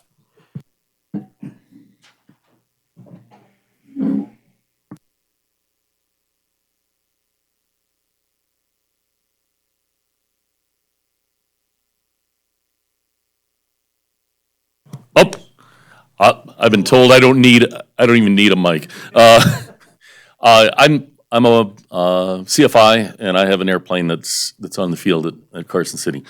And I agree with you, Mike, on the approach to how to market our airport. Not only are the fuel prices here at Carson City lowest in the area, they're the lowest for about 500 miles, as long as you stay north of Bishop. And that includes Oregon and Washington State. One of the things I use on the AOPA website is what is my distance from the airport? So if we were able to pull up Carson City and find out, enter your current airport that you're at, it'll tell you how far away you are from Carson City. I'd be advertising also in Flying Magazine and AOPA and say, this is what the fuel prices are in Carson City. Now, why is it that people don't come to Carson City? I would wind up saying that we need to do a study with the National Weather Service and find out how many IFR days that we have in Carson City. Trying to put in a precision approach into our airport is not going to happen unless it's a SAR. And if it's a SAR approach, it's going to require special aircrew, aircraft, and avionics on board the aircraft. Parts 125 and Part 129 operations, which are unscheduled air taxis and aeromedical flights, may want to use those because we do have a medical center here on the airfield. But other than that, those are the only folks that are going to wind up wanting to fly in here because having lived here in the area for the last 6 years, we don't have that many IFR days that we can't wind up flying a circling approach and getting into Carson City. So the great attraction is going to be the fuel price. And when you're putting hundreds of gallons of fuel into your aircraft, that's going to be it. So I would be advertising nationally that this is a place to come for fuel. On top of that, when you're talking about landing fees, internationally, when I've been flying through Europe and Southeast Asia, it's predicated on what your weight on wheels is. And so I'd be looking at most of us have single wheel landing gears. But if you've got twin or twin tandem gear on your aircraft, you're damaging our runways and our taxiways. You're going to be paying for that, and that's what I think we should be predicating our fees based on. And it winds up then tying to something that is tangible, as opposed to just saying, yeah, you look like you have a big airplane, you got a lot of money in your pocket, so we're going to wind up taxing you. It would be attached to how much damage are you doing. Thanks a lot. I appreciate it. Thank you, and please stick around beyond this discussion. Absolutely. Thanks. You bet. Matt, you've been waiting patiently. Do you want to get up and, Brad? Okay. Hello, Brad. Turn the mic on. Hi, good evening. My name's Brad Graber, and I have an airplane on the field, and I own a hangar. And if I understand correctly, the long and the short of your decision making to send the manager some suggestions comes off of this page. And so I would say that the FBO fee is really kind of a little bit excessive, and others have said it. I just wanted to say the same thing, and I would offer you the suggestion to decrease that significantly. People, the FBOs here are doing their best job, and you're not going to make a whole bunch of money doing that. Fuel flowage fee, if I could give you a little history of that, I'm not exactly sure when that tank was put in. Do you remember, Steve, take us, was that like the late 70s or early 80s? Okay, let me say it was the early 80s, and I walked into Neil Weaver's hangar one day when I was being charged $2.47 a gallon for fuel at El Aero, and I was paying $1.46 in Los Banos. And so I just said, Neil, this is really silly. We're getting used up here. And so Neil and I decided to put up a tank and have a self-fuel island. And those of you that will remember, there was a self-fuel island in front of the building that now used to be the restaurant, but now is the offices over there. So Ted Melsheimer came in and said, I want to chip in too because I'd like to have 110, 130 for my B-25. And so the three of us built that fuel island. We were paying at that time, or El Aero was paying at that time, 2 cents a gallon. And we said to the airport authority at that time, if you give us the right to build this now, we're going to put it here where it was not too far from where it is now, in kind of in the center of the area. And we'll pay you a nickel a gallon, which was a big increase.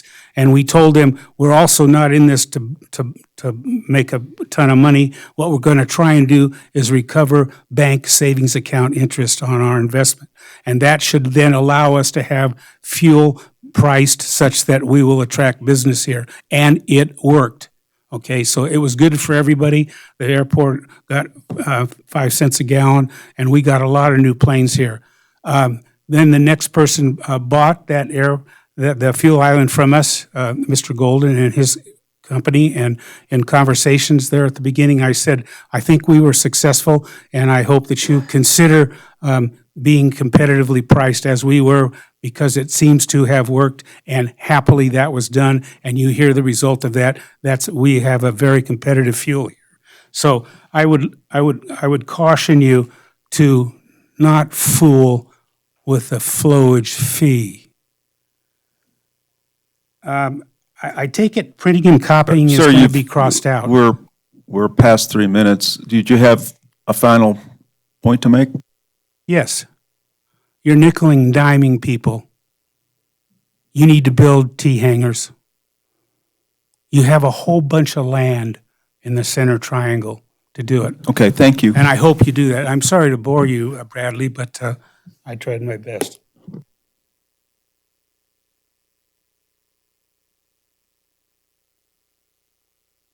Thanks for your patience, Matt. You're welcome. I wanted to repeat what others said, that I really agree with, and thank you, Mr. Golden, for your comments about trying to grow the airport, grow the volume of business, rather than trying to nickel and dime the existing customers. And most of those nickel dime fees make the airport feel like an unfriendly place, and versus just getting more business and just getting more gross fees and gross taxes. And the question about Part 135 operators, NetJets and such, Mr. Golden, I had 2 questions for you. How much traffic is there at this airport at this time from NetJets or similar airplanes? Minimal. I mean, I've never seen any. They come in. I'm not going to tell you they don't. They do. It's pretty minimal. You'd be surprised. Most of the transient traffic that comes in is privately owned. It's seasonal too. A lot of the traffic that comes in, Matt, is you don't see because it's aeromedical in the middle of the night. That's a big chunk of traffic we see. Also, again, the same thing about landing fees and larger operators. I own an airplane. I'm a flight instructor for every school that's been here, own a hangar, et cetera. When I go to fill one of my planes or somebody else's planes, I spend on a small plane $100 to $200 to fill the fuel. If I got empty tanks, it's $200. I had one of my customers bring in some relatives in a Gulfstream 650 2 times in the last few months. If they were to take on a lot of fuel, I believe that's about $30,000. No? So I actually had that question, so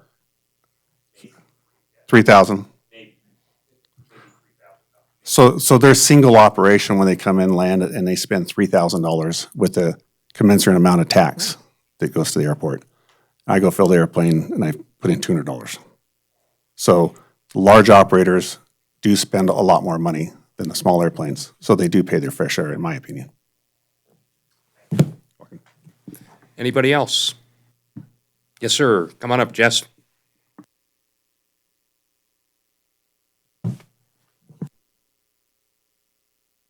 Didn't work. Hangars owner, aircraft owner. You want to put this fee on somebody coming in to do some work on the airport. So I need to have a transponder checked out in my airplane. So I'm going to tell the guy in Minden and the guy in the stead, hey, you got to go see, and you have to have this amount of insurance. It has to insure and be named for the Carson City Airport. Where's this going to go? I mean, I'm working on a 90-year-old biplane today. Is there anybody else in this room that can do that kind of work? Nobody.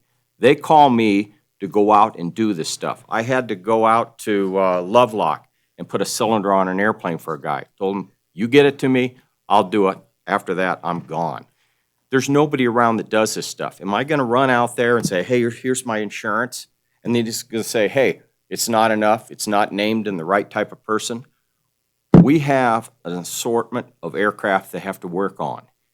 And not everybody can do this stuff. Not everybody can make parts and fix things. So I can't go out and work somewhere. I can't call in a specialist to work on a radio because he doesn't have this or he doesn't have that. Or, oh, the airport manager isn't here today, he can't get the permission. I need to get it done now. And these type of fees, what do they amount to? Why don't we have something that attracts people to come to this airport? When you do have these jets that come in, they buy fuel. That puts into the system. You're nickel-diming everybody. Thank you. Any other comments from members of the public? Okay, seeing none, I'm going to turn this back over to our group here. Does anyone have any comments, or do we, hold on, Bradley. Do we want to go down? Does everybody have comments? Quick show of hands. Yes, okay. Paul, start with you. Well, the consensus, I think, with everybody is let's not nickel and dime everybody on this airport with all our fees, including the FBO, the fuel. And I understand this aeronautical business activity is I'm questioning what I said before, and I'm kind of on the fence on what to do that. I don't know. But I hear everybody out there saying it's not a good idea. And I don't know enough about it yet to make any kind of decision on that, but I appreciate those comments. The most common idea that I heard expressed by both the board members and the public about a way to increase the business at the Carson City Airport is to have the best fuel costs in the region. And I'm just I would love to hear any historical perspectives possibly from Mr. Golden about, is that a way to attract people to fly in, get gas, and leave? Or does that actually attract people that want to relocate their airplanes here and leave them in hangars? Let me address that. That's a great question. And the answer is both. Okay, let me tell you a few examples. Number one, and I tip my hat to Brad Graber and Neil Weaver and the late Ted Melsheimer, because they came in and they were a disruptor on the airfield. And one of the big negotiating points when we bought out Brad and Ted and Neil stayed with the program, Brad was very insistent that we were competitive on fuel pricing. And to give you an idea, historical perspective, back then there was no jet fuel. Our company put jet fuel in. The other thing that happened was, and this is historical, when we took over from Brad, back in June of 2007, the fuel price for avgas was $3.98 per gallon. Okay? It is now 13 years later, and there's been a tremendous increase in gasoline prices over that 13-year span. The price has remained constant almost all year at $4.79 a gallon. It's the lowest priced fuel in the state, and it's the lowest price in the entire region. Somebody said 500 miles. I don't think so. I bet you I could find somewhere a little less with. Okay, and that's very possible. But I can tell you in the entire state of Nevada, all in northeastern California, this, Sierra Nevada range, that's the lowest price.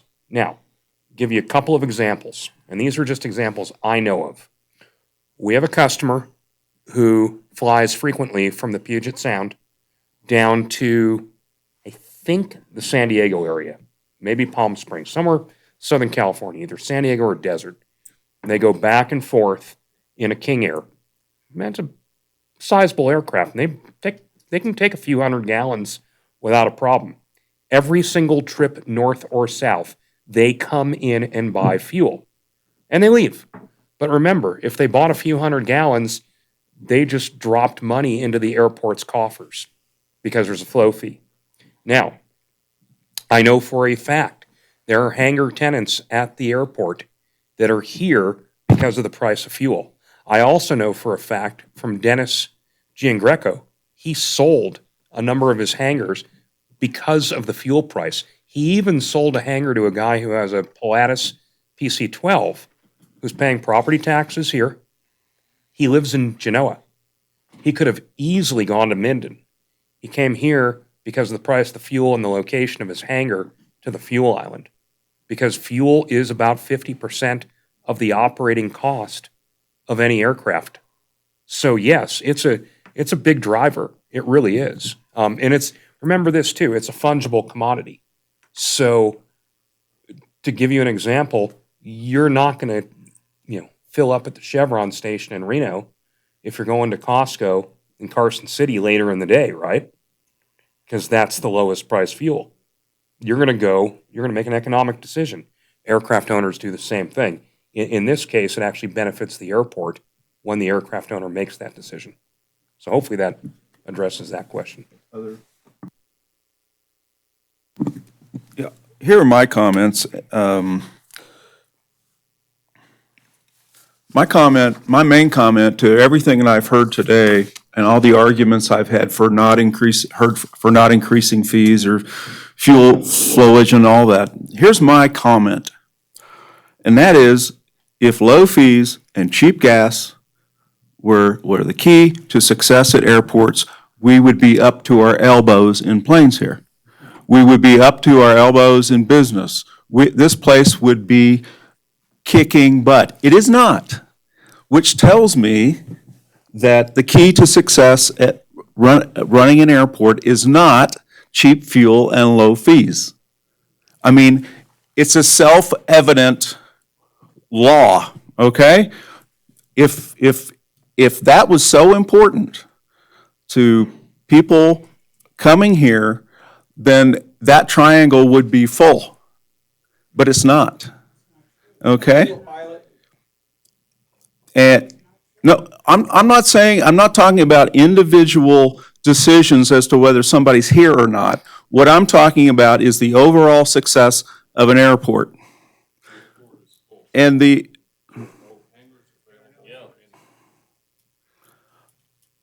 someone just made the comment that we have a triangle that we should be building out. Okay? We just had a guy who tried to build some hangars here and pulled out. They're too big. He didn't build T-hangers. Okay, enough, guys. All right? So I think it's self-evident if what you're saying is this is the secret to success, this is the secret sauce to success at an airport, low fees and low fuel costs, then this place would be killing it. Okay, and we wouldn't be sitting here worrying about where we're going to get money for capital expenses in the future. I mean, this airport has zero funds for capital improvement over time. Okay? Zero. So what you're saying is this will be a very successful place if we just let it fall apart. Okay? All right? So, I think the key to success at an airport is its location and its facilities. So, I've got to tell you, I'm not convinced by the arguments I'm hearing. And when I look at the competitive data we've pulled together and that sort of thing, fuel flowage fees at 5 cents a gallon, I'm not convinced that that's helping us. Maybe 6 is right, maybe 7's right. Hey, this guy says he's not changing, so there's really not an argument there, and I completely respect that. I mean, that's exactly what I would tell you if I had a contract that said this is what it is, this is going to stay there. But future business, future people coming, I don't know. It seems to me a higher rate might make sense. Here's the other thing, is that if we, by hook or crook, can start bringing much more business in here, wouldn't that just deteriorate the airport that much faster if we're not bringing in enough money with that extra business to support ourselves? And I go back to what Peter Drucker taught me many years ago when I was at Indiana University and he was a visiting professor. He put a business case in front of us and he said, tell us what's wrong with this. And we were working through it and working through it and working through it. And he said, no, you don't understand. The problem with this is they're losing money on every unit and they think they can make it up with volume. All right? If we don't have enough money coming in to take care of any extra traffic we get, we just go into the hole faster. I think we're trying to make it up on volume. Okay? We need to figure out what is the equilibrium point in terms of income and in terms of being able to sell more business and set our rates there.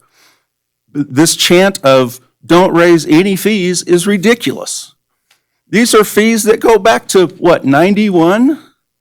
And in some cases, and people are saying, hey, no, adjustment makes no sense at all. An FBO fee that shouldn't change for 29 years? Really? Really? Hold on, we're getting down there. Clyde, go ahead.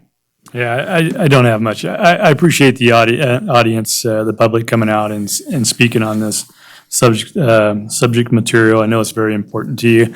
As a previous pilot and aircraft, well, I'm still a pilot, but the aircraft owner, I'm sensitive to the cost. I had to let my plane go because I couldn't afford to keep an airplane and maintain it.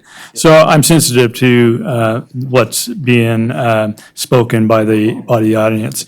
But at the same time, Ken Mullen mentioned something early in the meeting about what he put on paper was proposed cost recovery. And I think we need to learn a little bit more about that.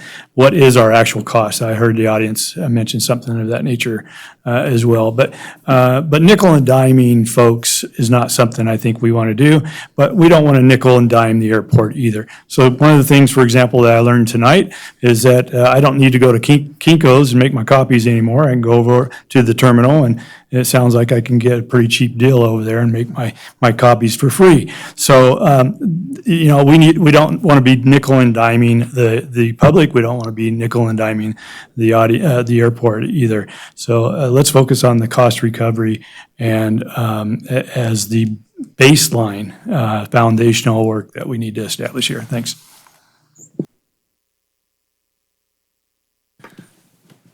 I have to talk a little bit about the FBO part of this and the period of time that has passed. 30 years is a long time. If you've had no increase in fees in a long time, nobody's nickel and diming you. But I'm probably only talking about one thing here. Maybe I'm talking about more, but it just seems to me that I would love to have the same price for almost anything I buy that I paid for it 30 years ago.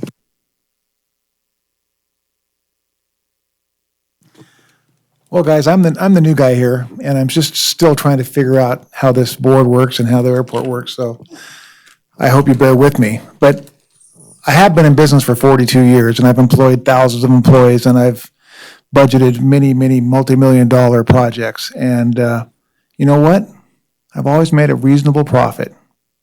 Always. And not necessarily in high-margin businesses. But tonight, I'm a little frustrated, and I think we all are. I never consider raising money just for the sake of raising fees, ever. I look at what I need to make a reasonable profit based on my reasonable goals, and I take according action.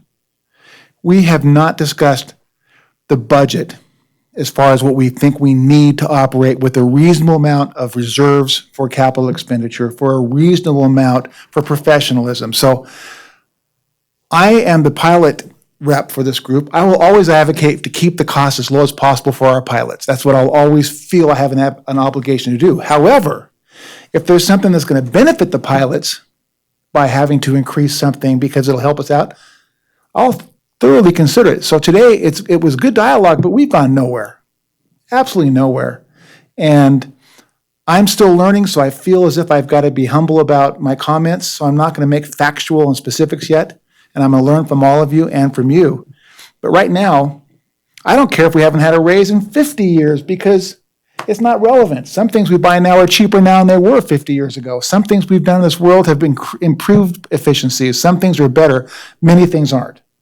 But I tell you what, I operate an airplane, and I always plan on buying my fuel from Mike Golden.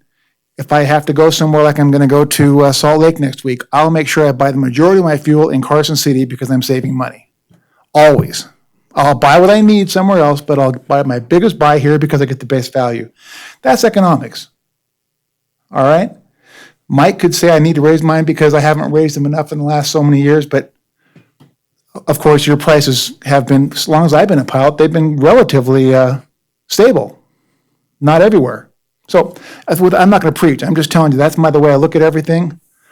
I think we're far, far away from, if we try to vote on these things here, it's going to be a waste of time because we don't have the actual amounts. We just have, King gave us some guidelines based on CPI and some guidelines based on competitive airports. That's not necessarily going to mean much to me. So I'm not going to feel comfortable until we get into where we want to be and what it's going to take to get there. Thanks. And Tim, I appreciate that, and I know part of that's, I'll take ownership for part of this problem because I wanted this discussion first. I take a different approach, okay? I don't want to look at the budget. I want to see what the revenue side is because you can control your expenses very easily. Expenses in a business are easier to control than the revenue side, okay? The other thing that concerns me about this discussion, and I have to respect what Bradley says, I think it's a good idea, but what concerns me about the discussion is we have these proposed fees and they're dollars and cents. What we don't have is a cumulative amount of money or a projection. And what we're also missing is what's the projected change to our overall income? As with any economic equation, a lever goes down, another lever goes up. That's the way things work in the real world. And we may find that raising certain fees diminishes returns. As Bradley was talking about, there has to be an equilibrium somewhere. There's an optimum area. And you've sold me, John, on the fact that you can't expect something to stay the same for 31 years. And I tend to agree with you. You swayed me in that direction. Go ahead. Well, at the same time, I don't disagree with what Bradley and you are saying, that this is 89%, a little hard to eat. Yeah. I agree with that too, because you can't change things that fast, which is why we should have been changing it a little bit over maybe nickel and diming over 30 years. Yeah, let me ask a question with a quick straw poll here, because I have to respect the opinion of my counterparts. would everybody feel better if we discussed the budget at this point and circled back to this? I don't think these fees are going to have a material impact on our budget at all, which is why I suggest we discuss them now. Any opinion on that? Yes or no? Thumbs up? We want to, here's a choice. How's this? Here's a choice. We can go through these fees. I'm going to defer to Bradley. We'll have a proposal on each one or a vote as presented on each one with a yes or no. And then we give that direction to staff. Alternatively, we can go to the budget and come back to this. But again, I just don't see this having any material impact on the budget. My comment is we might be better off to go through this now because our memories will be fresh on terms of the conversation. We might have to start I know with my memory, we might have to start all over again if we come back to it. Let's do this then. I'm going to defer running this portion to Bradley. He's done a great job organizing this matter. So he had a great idea, and I'm going to give it to you. You call it out on the change, and let's see if there's a motion to accept, revise, et cetera. We'll go from there. Okay. I think that's a fair way to do it. Well, let me ask a quick question, and that is, since we are just giving direction to the manager, and this doesn't become effective in any kind of even in the draft budget, because we come back and look at that next time, can we be a little less formal and just say who supports this and who doesn't? Yeah, thumbs up, thumbs down. Okay, good. And we can also, remember, there's something in here, or a few things in here, that I plan on proposing a revision to. Right. That I don't agree with, Ken. I Okay. think that it should be a different number. Okay. So let's Go ahead. let's just get into it then. I want to start. May I interrupt? Yes. Go ahead, John. First of all, as probably one of the oldest guys in this room, I'm going to have to take a short break. So start at that end and I'll get back. Secondarily, my wife is traveling, and so I can't stay forever, but I'm perfectly willing to go through that. That's odd, because when my wife travels, I stay out really late. He does, I know. Well, maybe that's because I'm still one of the oldest people in the room. I also want to thank everybody for your testimony, and we're listening, and we appreciate your comments. Okay, so what we'll do is, Yep. do we want to wait for John to come back? Oh, go ahead. Okay. Okay, if we need your, going thumbs up or thumbs yeah, if we need your vote, we'll come back. Well, I'll be right back. Okay, But go, the thing of it is that we're just giving him direction. go ahead. Right. Okay, So the first topic is the aeronautical business activity permit, and the way it is proposed, it would be $30 per year. Any discussion? I would just say thumbs up or thumbs You down. like, you want it? You don't want it? And just to clarify this, before we put any of this into place, we write the rules, the Yes. guidelines for that. There would be guidelines, and we would run it by the board, yes. How about a show of hands, who's in favor? How about a show of hands, who's against? Okay, are you abstaining from that? Abstaining. I'm abstaining. Okay, so we have a tie. We need John. We're gonna need John. Okay. All right. Number 2 is the FBO fee. And let me propose that $89 difference per month be split over 3 years, so that we would take 29, 30, and 30. And we would start that after we get it into the law. I have a question. How much is it going to cost us to revise Title 19 to include this? Is that, I mean, we've got to revise Title 19 to accomplish this. How much will that cost us? Do we have any idea? Is it worth it? It would be an item we take to the city council, and, they'd vote on it, and I think Mr. Takis outlined that it takes 2 meetings each. Yes or no? 2 meetings each, so is that, Yeah, I know. Yes or no? But that's Great. that goes into effect for any change we make to Title 19 in the future. That's fine. We needed your vote on the first one. It would require the same process. Yeah, we voted. So it's probably more of an administrative thing than anything else. Okay. okay, so we're saying it wouldn't cost us anything? No, I'm saying there's administrative time. Okay, I'm just wondering, is it worth, I don't if know. we've got to change Title 19 a law, is it worth that effort? Here's another question. Hold And on. how do we change It's a it? one-time cost Okay, but versus. there is, I got a question. This is really important on this particular item, okay? How many FBO, how many FBOs are there that currently pay that $100? Please stop, please. I'm asking the airport manager. They're 5. There's 5. Yeah. So what we're really talking about here, okay? It's 450. We're talking about, it's some money. I have the numbers on the budget, though. Right, it's built into the budget, right. But the point behind this is also any new business would pay the Right. new fee. Yeah, and that's fine. Yeah. I just wanted to get an idea of Right. what we're, it's a Right. few $1,000s.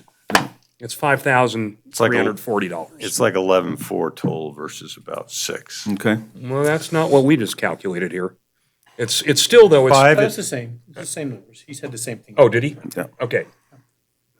Okay, so let me go back to the aeronautical business activity permit. I talked to John and he said it would be a no. So, John, so you know, we had 2 for and 2 against, and you've joined in on the against side. So that means will be no aeronautical business activity permit in the proposal that will come to us next time, okay?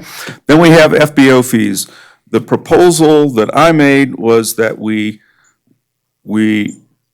do $29 the first year, $30 and $30 the next 2 years, and that we then adjust with the CPI going forward. So, do I have? I'm going to say I'm in on that. You propose that. I'm pro. I'd like to comment on that. Okay. I've lived my life knowing that, my business life, knowing that if you're gonna piss off a customer by raising his price. Do it all at once? Yeah, do it all at once. He's gonna be just as pissed with 30 bucks Good as point. he is at 90 bucks. Good point. You know, so just piss him off once, you know, not 3 times. Can I make a counter proposal? Yes. Okay, why don't we raise it 10%?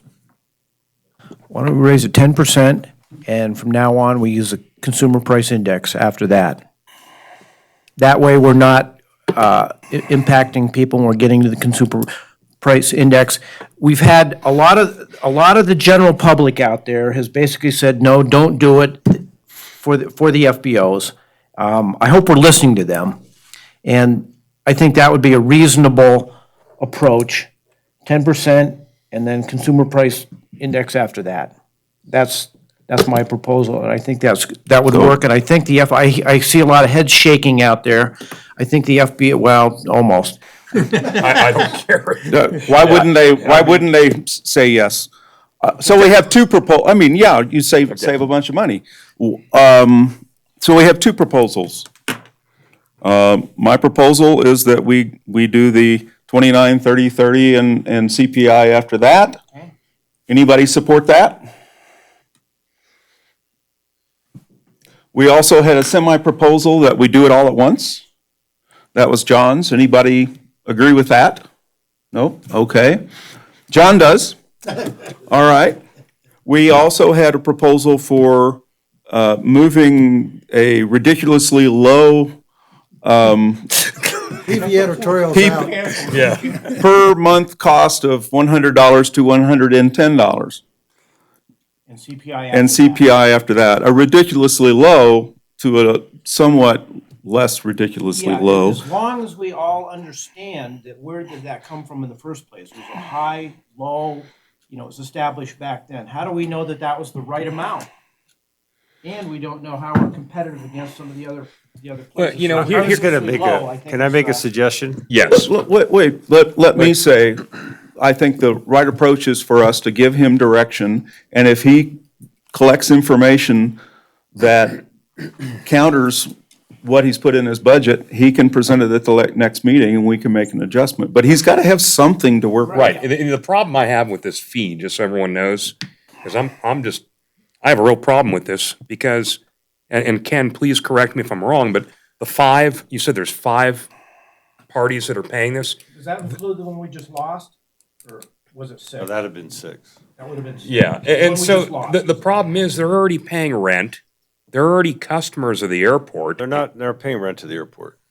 Well, they are, Ken. No, they're Yeah, paying you it make to that the- argument. no. We're paying rent on No, aircraft. you make that argument doesn't hold water, okay? Because if they're paying rent to someone's paying ground rent, and that building's not vacant. So yeah, they're not paying rent to the airport, that I understand. I get that, they're not paying directly to the airport. But it doesn't work that way. If we had an airport full of empty buildings, that wouldn't bode well. I would think that in other airports, there would be places where people were paying leases and paying an FBO fee. I mean, Well, or they own their own property. yes, they all I mean, handle it a but little bit I don't think different. this is a shocking Right, development. no, they all handle it a little bit different. The way the structure is here is that the Class 1 FBO has to lease ground from the airport. The Class 2 have to lease ground from the Class 1 FBO, so it's really benefiting those additional businesses. Any of that revenue is not being returned any different if they didn't rent that space out to somebody else. They'd still pay the same ground lease. But the ground lease is a whole other discussion.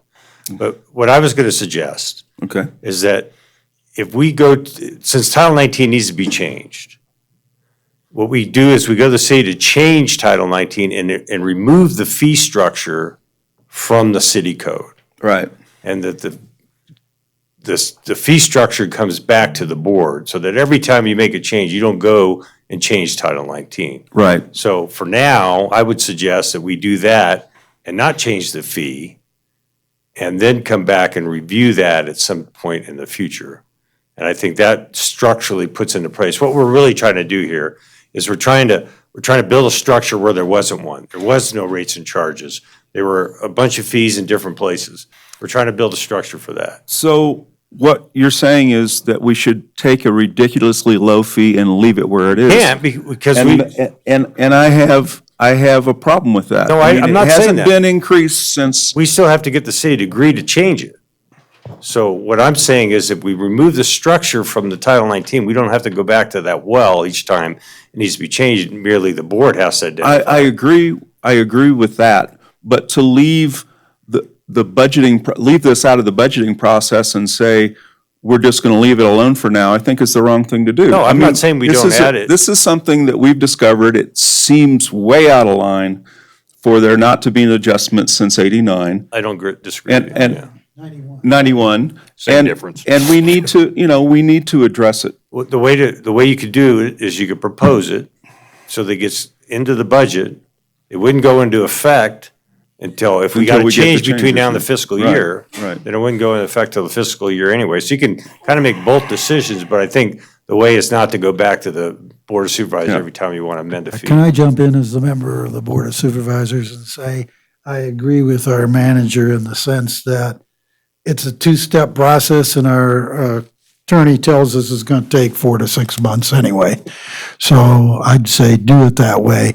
With the knowledge of all the people who are here and interested, including Mr. Golden, who has a dog in this hunt, that we're going to go there and we'll decide exactly where we're going to go in terms of the amount at a time when the city has made its decision on whether we can do this in the first place or not. Mm-hmm.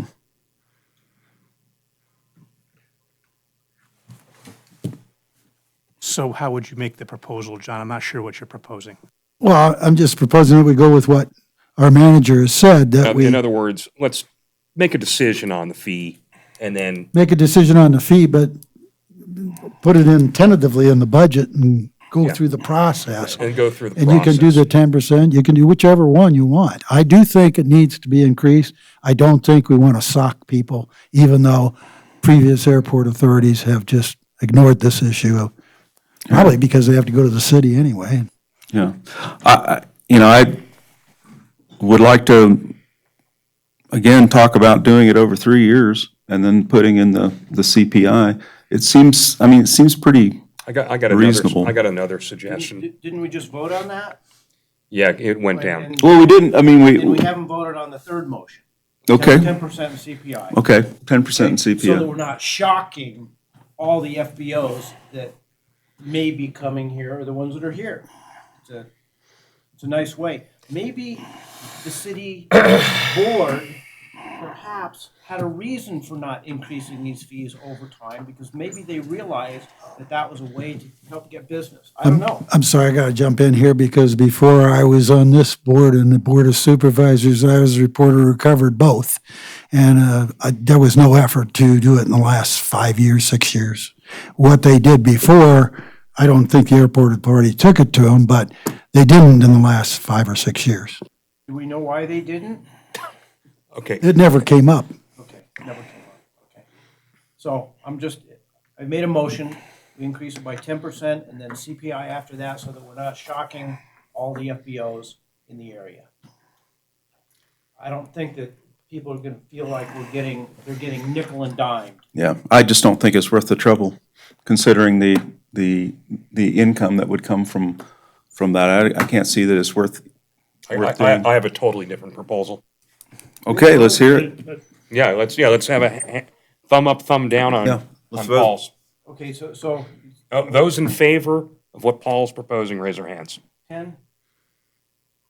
Those opposed? When I look at the dollars and the number involved here, it's so minimal. At the same time, I don't totally agree with John. Here's my proposal. A nice even number. Split the baby, no CPI increase. CPI gives people uncertainty. Go with 150, which is $50. Okay? That equates to each user paying an extra $600. If they can't stomach that, they probably shouldn't be in business. And so I would propose we go with 150 and end it right there. So I'm in favor. Anybody else? Very well. I don't like it because there's no CPI. Okay. Which means that we in 5 years, we have the same problem. So I would like to see a CPI, so this just automatically taken care of. We have three people that have liked Michael's proposal. Who is against Michael's proposal? Okay.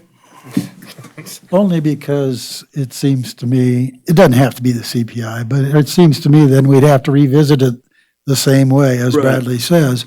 So I think the idea is golden.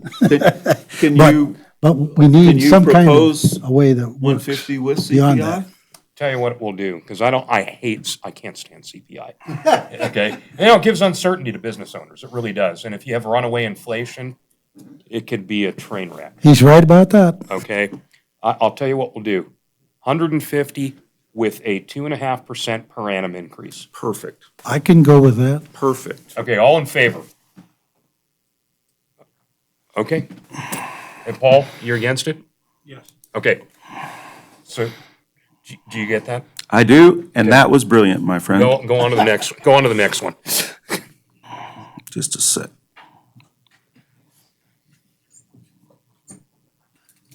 Remember, All right, my next, remember this, Bradley.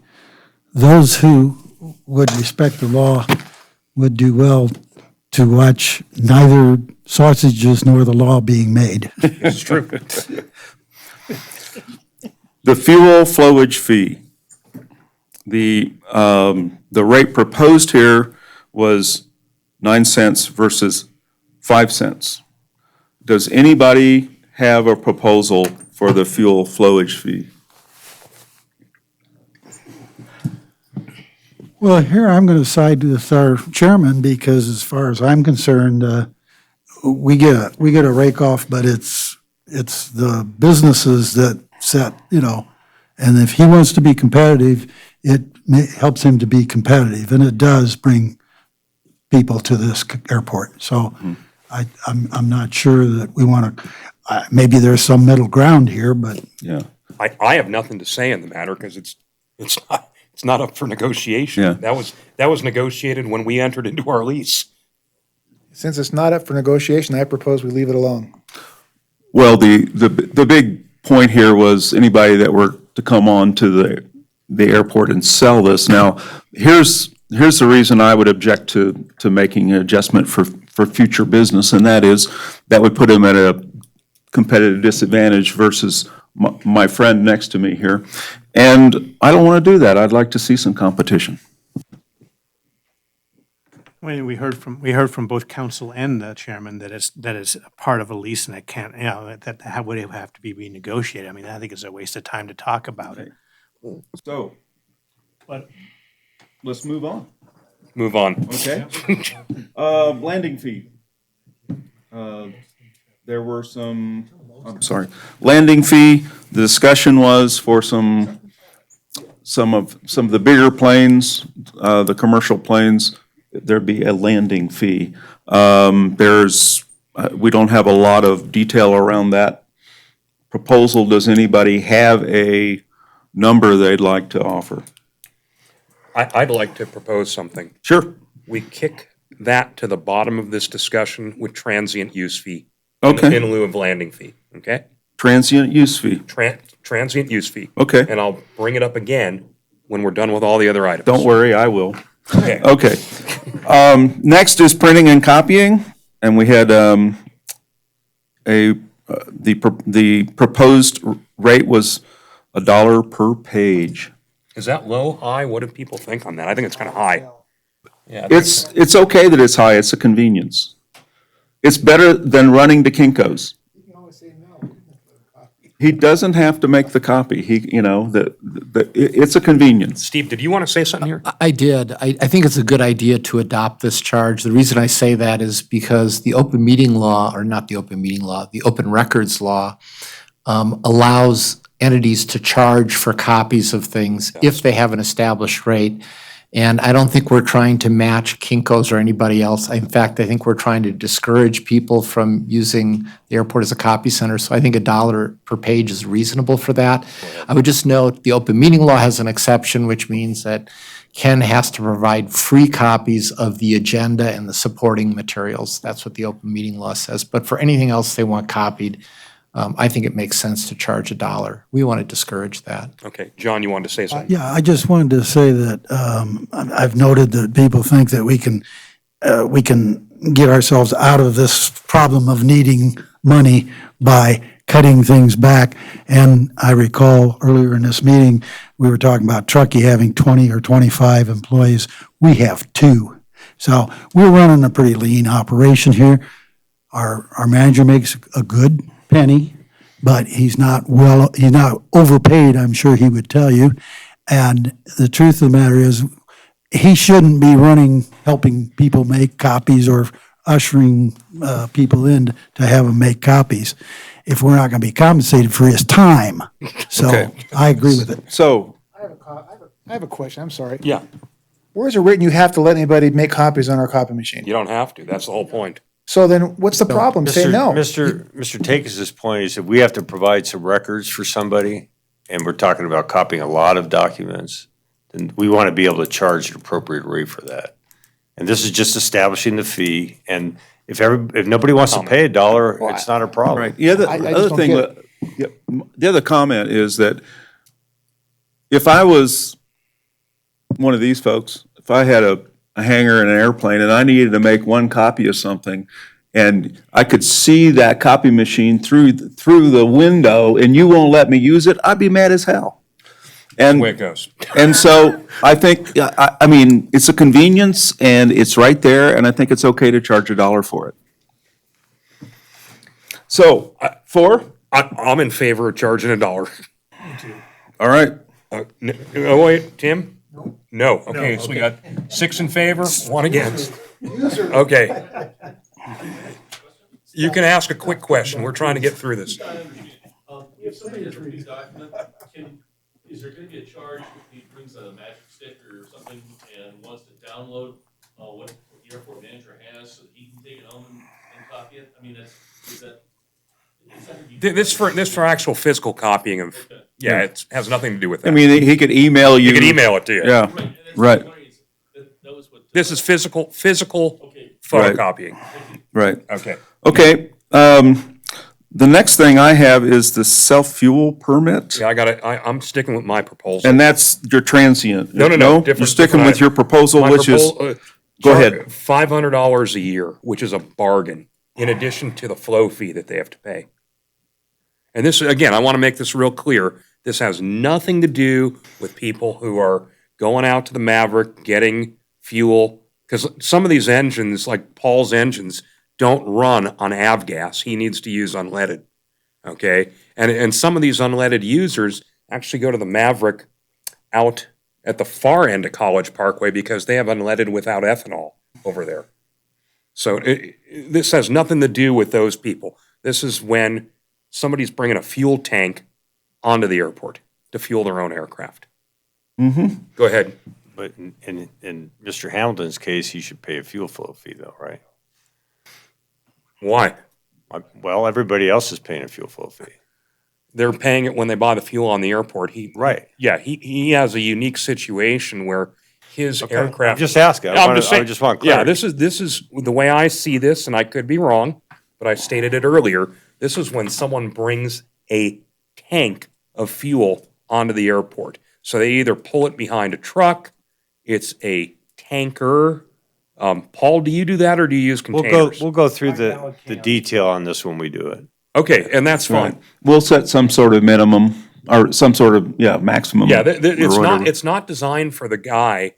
When I've seen this at other airports, it's not designed for the person who's bringing, gallon containers to his aircraft. Mhm. It is designed for the person who is literally driving up with a fuel bowser or a tanker truck.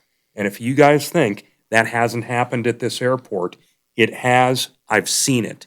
Okay. I don't doubt that. My question would be what we've heard, how do you enforce it? The airport manager is going to have to enforce it. They have to get access to the airport. Yeah, they have to get through the gate. They have to have insurance. They have to have a spill prevention plan. They have to have a spill prevention kit. They have to have fire extinguishers. There's a whole litany of things they have to have in order to self-fuel. And there's so much there. My opinion is $500 is a bargain for a year in addition to the flow fee to self-fuel. Ken, do you disagree with 500? Do you think it's too low, too high? No, it depends what kind of, if it's Where you set your- BLM, right, how your they're gonna threshold. handle that, right. I mean, a year, 500 a year, is that cheap? It's $40 a month, basically. I don't, if there was a tanker base out of here, there was stuff like activity going on like that, I think you'd take a different look at it, but. Yeah, go ahead, Clyde.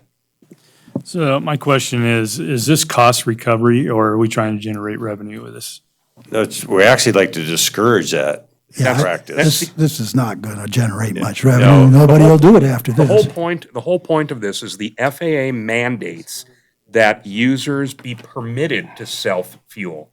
But that said, the airport has the ability to, A, generate some revenue off of it, B, set the criteria. Set the criteria, and C, discourage it. And the reason you want to discourage it is because of the potential for an environmental disaster. Okay, because oftentimes what you have is a truck driver who isn't trained in fueling, they don't have a spill prevention kit, they don't have a spill prevention plan, which is an engineered document. They're underinsured. Now you see why this is there. Okay. Yeah, it's a whole litany of issues. Exactly, thanks. So, is getting this under control. Those for this concept. $500 a year is what I'm saying. Yeah, plus fuel flow fee. So we got 6 in favor. Anyone opposed? Clyde, are you abstaining? Yes. Okay. Okay. Clyde abstains. Yeah, Jess. What about the firefighters? They bring their own fuel. They have to pay. That's what this is geared towards. Because just I want to make a point of information real quick. It was a year or two ago I came out to the airport. We had an 8,000-gallon tanker truck filled with jet fuel on our ramp that had gotten in, long hoses going across a culvert, a dirt culvert, okay, positioned to fuel a helicopter. And I went out there, I said, what the hell are you people doing here? Oh, we're fueling. We always do this. I said, no, you're not. You're not fueling here anymore. Pick up and leave. And they went to Ken. Ken got them settled on the south ramp, but they still had the same issue.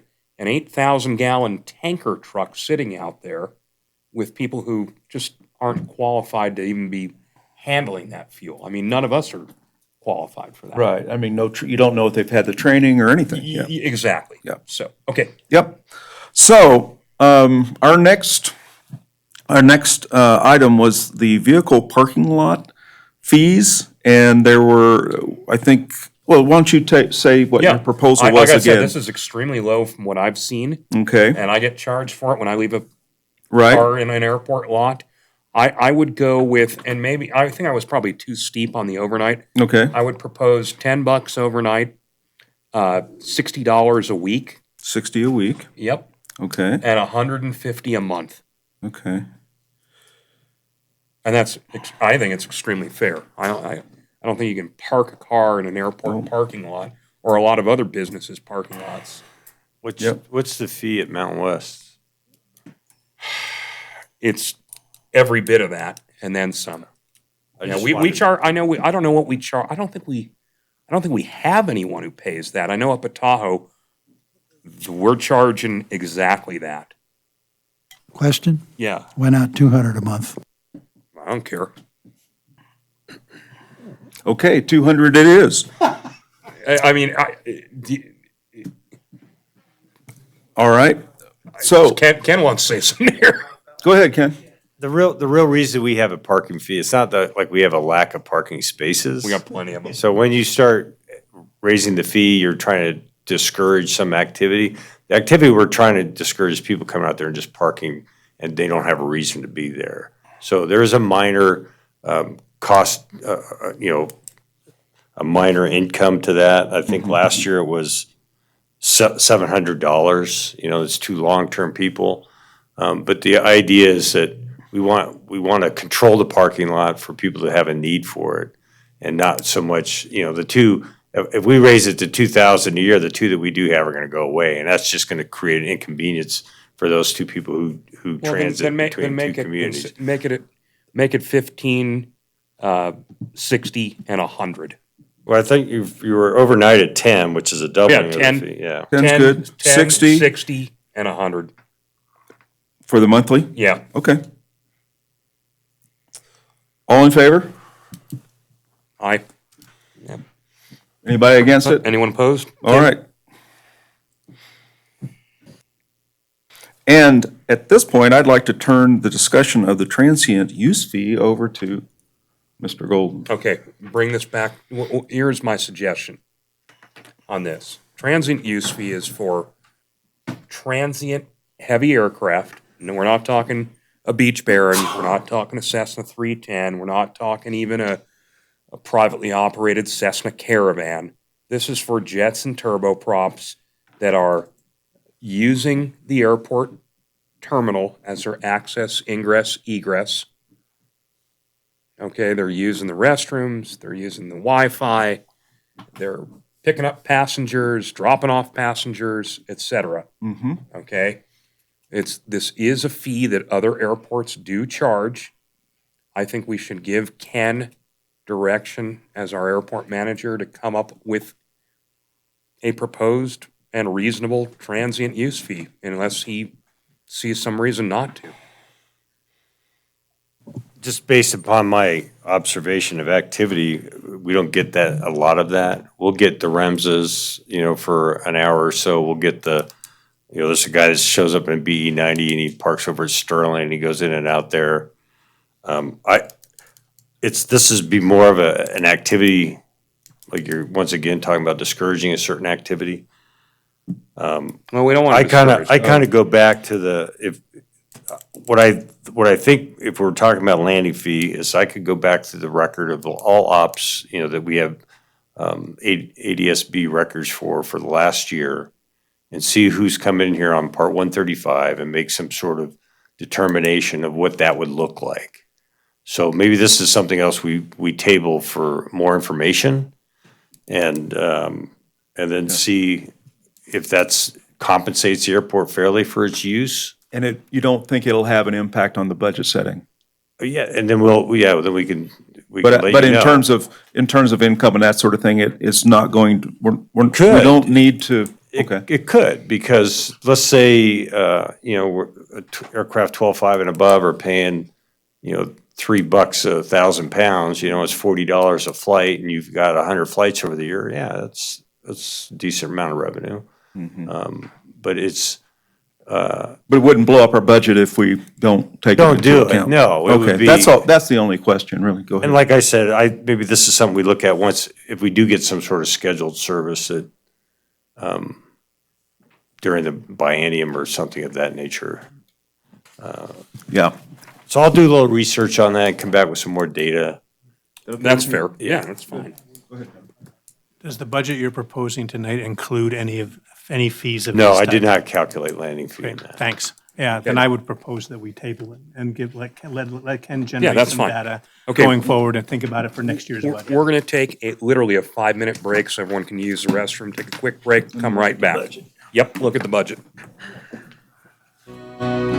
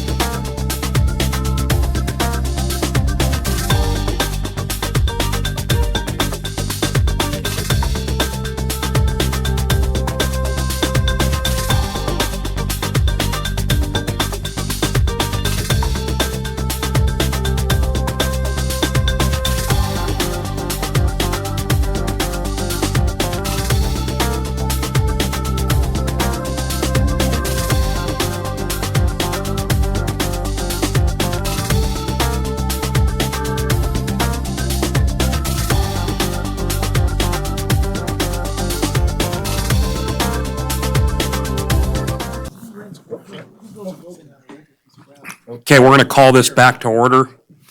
Ken, correct me if I'm wrong, but the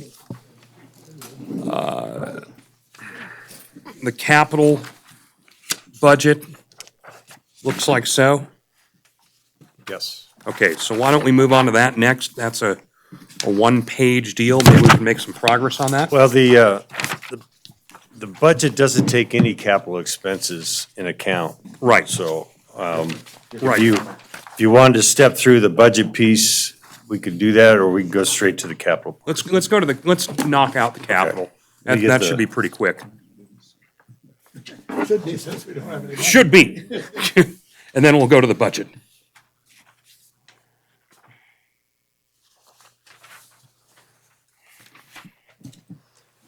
Chair Rogers, or Treasurer Rogers and I have been working on developing a airport medium and long-term improvement plan for the airport. This was also came up in our strategic plan discussion about reinvesting into our facilities and our equipment. So we identified some levels of priority, using, one as a higher priority, two as a medium priority, and, three as a long-term, issue. However, the way I've structured some of this on this document is there's going to be some input really needed from the board as far as establishing priority. When we get down into the latter years, and we're talking about land acquisition, that actually in reality might be something that's a priority that we really want to discuss up front. Now, granted, those are very big asks, $5 to $7 million. But what we're trying to do is to protect the airport for the future. And if that land gets developed and the airport doesn't have the ability to expand at some point, then it doesn't matter how far out or how long we're trying to save for it, it'll be gone. So it's vacant now, so that might be an issue between the airport authority and the city about how do we tie that land up. When you look at the pavement replacement projects, the two areas that we've really identified in 2022 are areas that have the pavements failed. And that's by the T-hangers on the perimeter road and the drive lane to Station 52.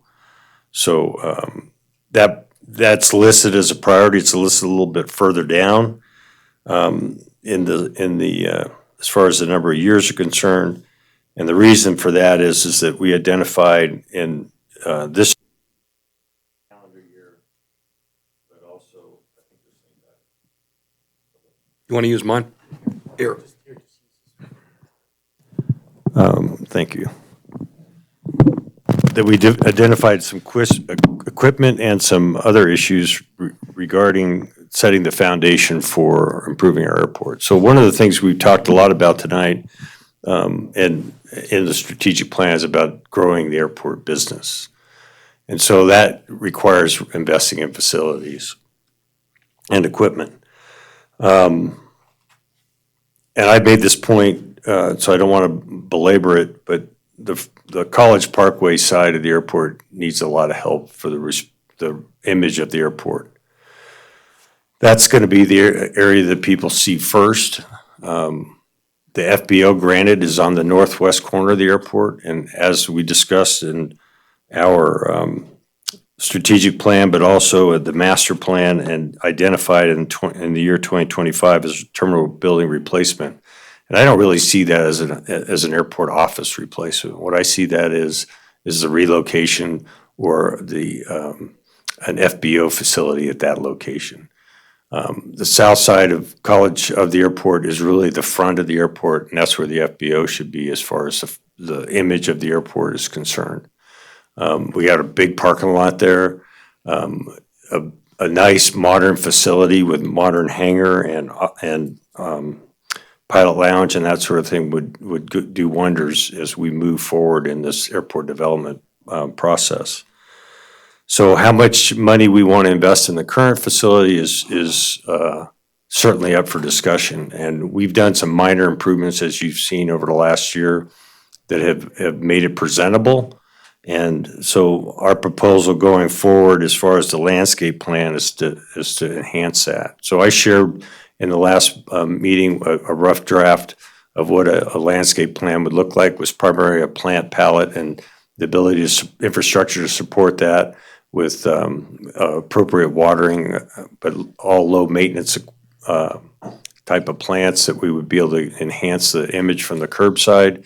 And then taking that center island, not the center island that's close to College Parkway that divides the traffic, but currently where the evergreens are, and make that an open area in the middle, and not losing any parking spaces, but enhancing that with landscape, and then ultimately some sort of public art like an aerospace image that we talked about earlier, whether it's a metal sculpture or something of that nature. I'm meeting with the landscape designer tomorrow to kind of spec out the addition of sidewalk, the infrastructure for the plants, and then being able to take that out to bid and get some sort of formal number on that. We're not going to have a formal number by that time. So what you see on here now is talking about equipment. So the item at the top of the 2020 list is an operations vehicle. I've identified it by the term manager ops vehicle, only from to keep it separate from the work truck. And what I see that vehicle serving for the purpose is that would respond to airport incidents. As a manager, I would have appropriate lights, appropriate radio, appropriate markings, appropriate equipment inside. And that would also be utilized for when we start doing business development, that we take guests around the airport, that we have a vehicle that reflects that. Currently, I use my POV and the airport reimburses me for mileage, but it's not properly equipped for that. And I think as far as providing the tools and equipment for the airport, that's certainly something that's on the organization. Also have listed in there, it says airport gate surveillance camera system, but it really is an airport access control system. And so I'm trying to get that priced out into our fence project. And so I don't have a number on that yet, but I'm working with a vendor on that. The dump trailer would be something that it would be utilized in conjunction with the work truck that we currently have, but also it would be more efficient to be able to utilize with the tractor. So right now we have a 1 yard bucket on it, and that means you make 1 yard trips. Fuel bowser, something similar. Gary currently goes to Carson Valley Oil and fills up jerry cans in order to fill up the snowplow. A fuel bowser would be more efficient for that. The minor improvement we're looking at for the building, as far as gutters is concerned, on the north side, the water flows along the sidewalk, creates a hazard when it freezes in the winter. And then the other item is the webcam. And so I've identified the cost of installing the webcam on top of the terminal building focused on the center of the airport. As we discussed, that would give some benefit to people being able to check out the operation from their website, but also if any incident occurred on that area, we'd be able to have some sort of data for that. The work truck is a replacement of the existing work truck, which is on its last leg. And then the snow blower attachment for the tractor versus that discussion is that when we apply for the FAA grant for new snow removal equipment, that might make that moot. So we'd look for a multifaceted piece of equipment that we could change out, whether a plow, a blower, or a broom. So we're still working through that. And then the ADS-B equipment is to help identify airport vehicles on movement areas. Ken, I got a few questions for you on this. Try to expedite this. Sure. For everybody. On the land acquisition, are those grant eligible? No. No. Okay. So we certainly don't have. If we were putting in an instrument approach or something of that nature, there might be some land that we could acquire through a grant. But no, we don't have the funds for that. Yeah, that's fine. I'm just saying we have to figure out how to do that. Okay. Is the vehicle ADS-B equipment required? Absolutely not. Okay. And the fuel Bowser, I appreciate where you're coming from, but for the amount of time we use that snow removal equipment, the snow plow, I got to tell you, $1,200 is a lot of money. Well, it And does then- the same to fill up the tractor. It requires, you know, you got to take 5-gallon jerry cans back and forth and fill Right, it. across So, the street. right. I get it. I'm just saying and then where are you gonna, how's the fuel Bowser gonna get filled with fuel? Well, you only have to fill it once every couple of weeks or a month versus Right, but multiple see, times. here's what I'm thinking here too is the liability of this. That means airport employee is taking a fuel trailer out on a public roadway to go get gasoline. Or it's mounted on the back of the vehicle that, like a construction truck. Okay, yeah. that I understand better. Right. Okay, so you're not talking about a trailer? No. Okay. And then, have you made any efforts or any progress? I know one of our constituents who's in the audience tonight had recommended we pursue surplus equipment. Have you- I haven't researched surplus equipment, and as the reference I've made before, the work truck that we currently have was purchased from Truckee Airport, and my experience is I'm already checked with the Reno Tahoe Airport. If they have a vehicle that's coming up, they're going to let me know. But I think there's some aspect for that. One, that you got to configure for your use. Two, you don't want to get something on surplus that you're going to put a lot of money into it. So I think it's a balance act. It depends on the piece of equipment. It depends on the type of use. We do search the surplus property website for various things at different times. And I find that the airport will benefit in the longer term by purchasing equipment and maintaining it versus buying used equipment. I think the tractor was a good example of that. They bought a used tractor and they end up having to put money into it year after year versus buying a new tractor and maintaining it over a period of time. That's my experience.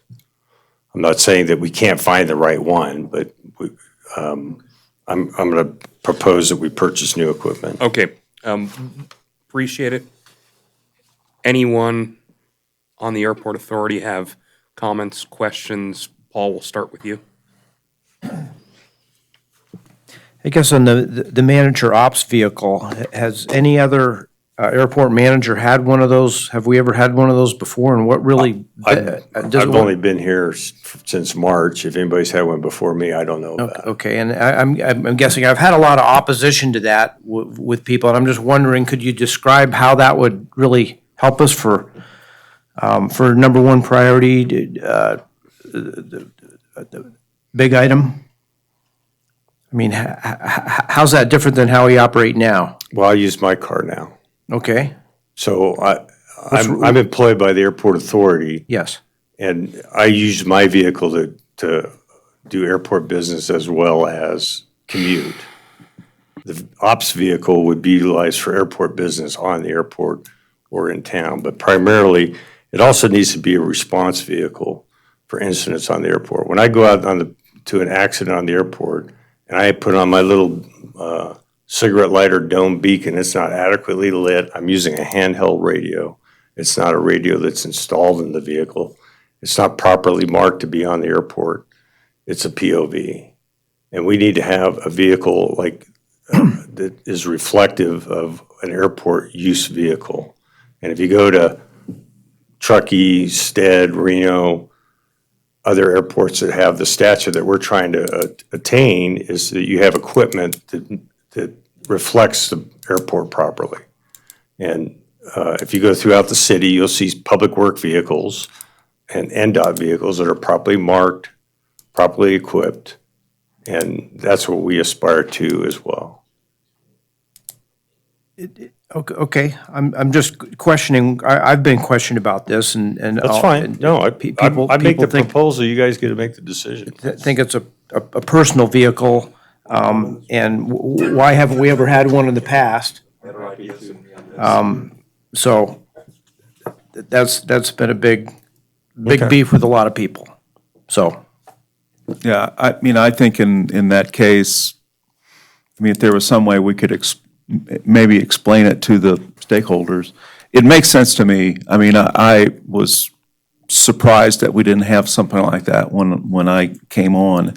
And just, my experience is that's the expectation in operations like this, that there be some sort of marked vehicle, and particularly from the safety standpoint. And I think about, a decent first aid kit in it, good lighting, and lighting that's flexible so that you can use it in different ways. And sometimes with emergency vehicles, you can't even predict what kind of lighting you're going to need. So, being able to have decent lighting on it that can penetrate, particularly when you got bad weather, for a safety vehicle, that's important. So, I mean, I support it. I don't know about the dollar amount. I can't comment. I never bought a specialty vehicle like this.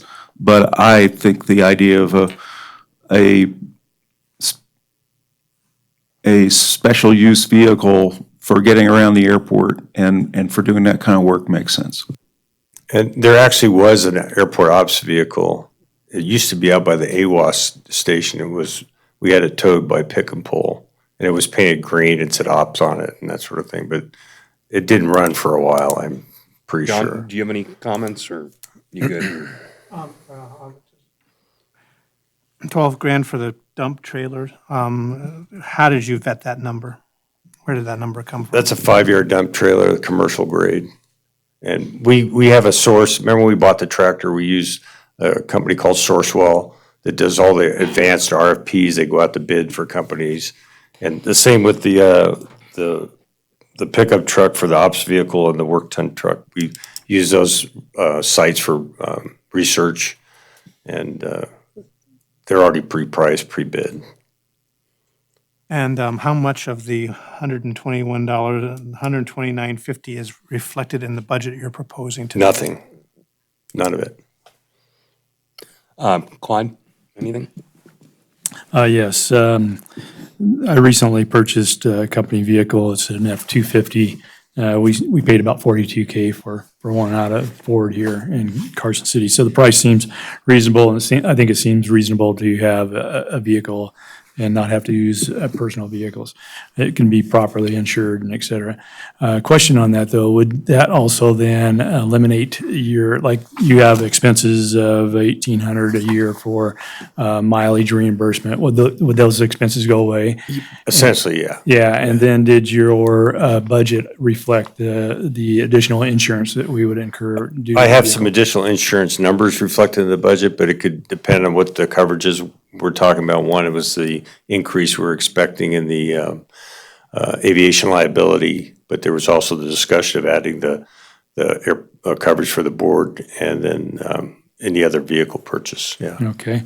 And then on the dump trailer, I'm just curious how often we would use that.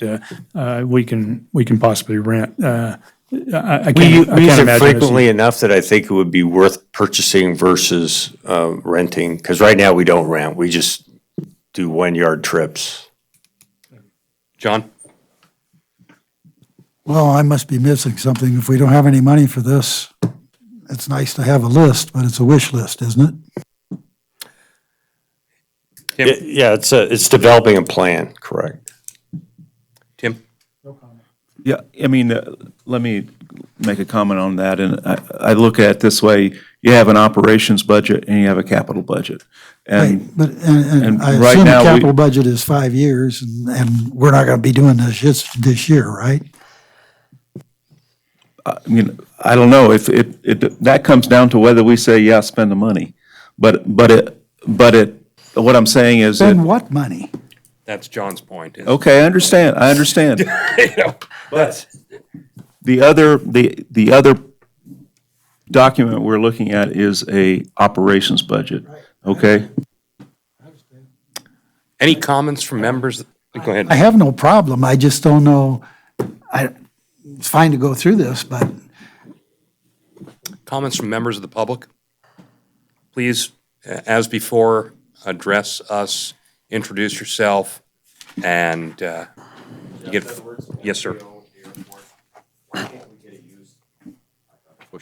can't we get a used city vehicle?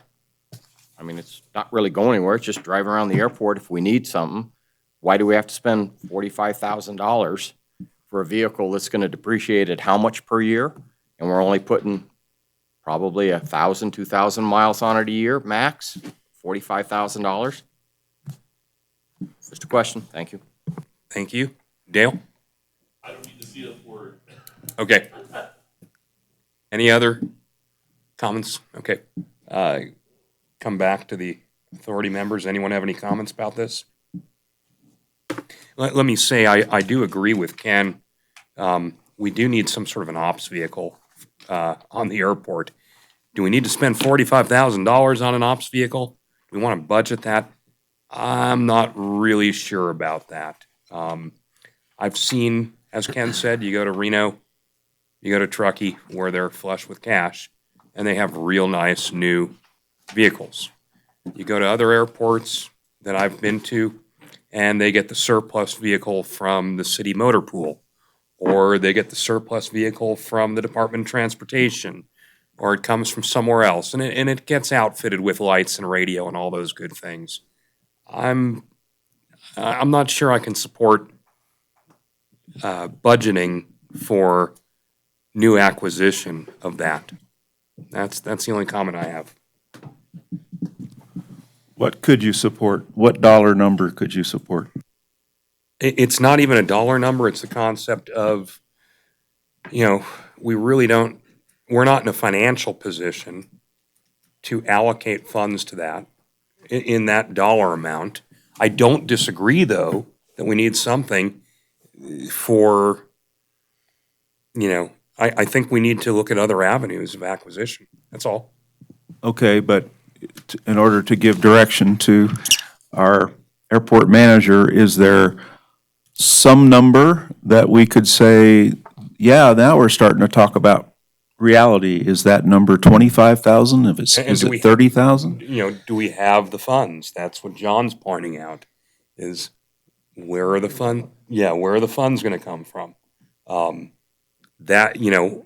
I would say, let's look into getting that vehicle. I don't disagree with it, the concept. It's just buying a brand new vehicle off the lot, then equipping it with brand new radios, brand new beacons, all that good stuff. Sure, it looks good, it's shiny, it's pretty, sparkles, but do we really need that? Probably not.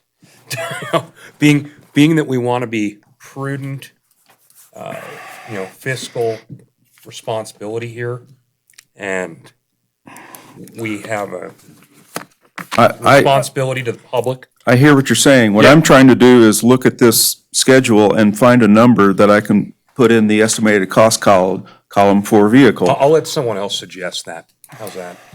Anybody? Well, ultimately, what we're going to do is we're going to bring back a proposal to the board. So what my suggestion would be is that we're going to identify certain priorities and that we proceed with returning to the board with a proposal. And I estimate that not all this stuff can obviously come out of cash flow. So it's going to have to come out of reserve. Right. And I think this goes back to our strategic plan. And our strategic plan is, if we're going to become, I think our vision was to become the premier general aviation airport in the region. And you're not going to become the premier airport by not landscaping the property, not maintaining the facilities, not replacing pavement, not having equipment that is reliable and dependable and reflects the image of the state. And I beg to differ on some acquisition of surplus vehicles, because they're going to take a certain amount of money to bring them up to standard, and then they're going to take a certain amount of money to maintain. There's a reason that old city vehicles become out to auction, because they're old city vehicles. And we've got a lot of mileage out of that old truck, but we've invested money into that we're like, at a certain point, we're like, where do we stop? Yeah, I don't disagree with you, Ken. You can't keep dumping money into a vehicle that's worth nothing. So with my point on that is that just identify the things that we pursue. We'll come back with individual proposals when we get there, and then we can vote on the proposals as they Okay. come up. In the meantime, we'll I have leave a quick comment. 45,000 on there. I have a Yes, quick sir. comment. This is one area I'm pretty experienced. I've bought hundreds of trucks. All right?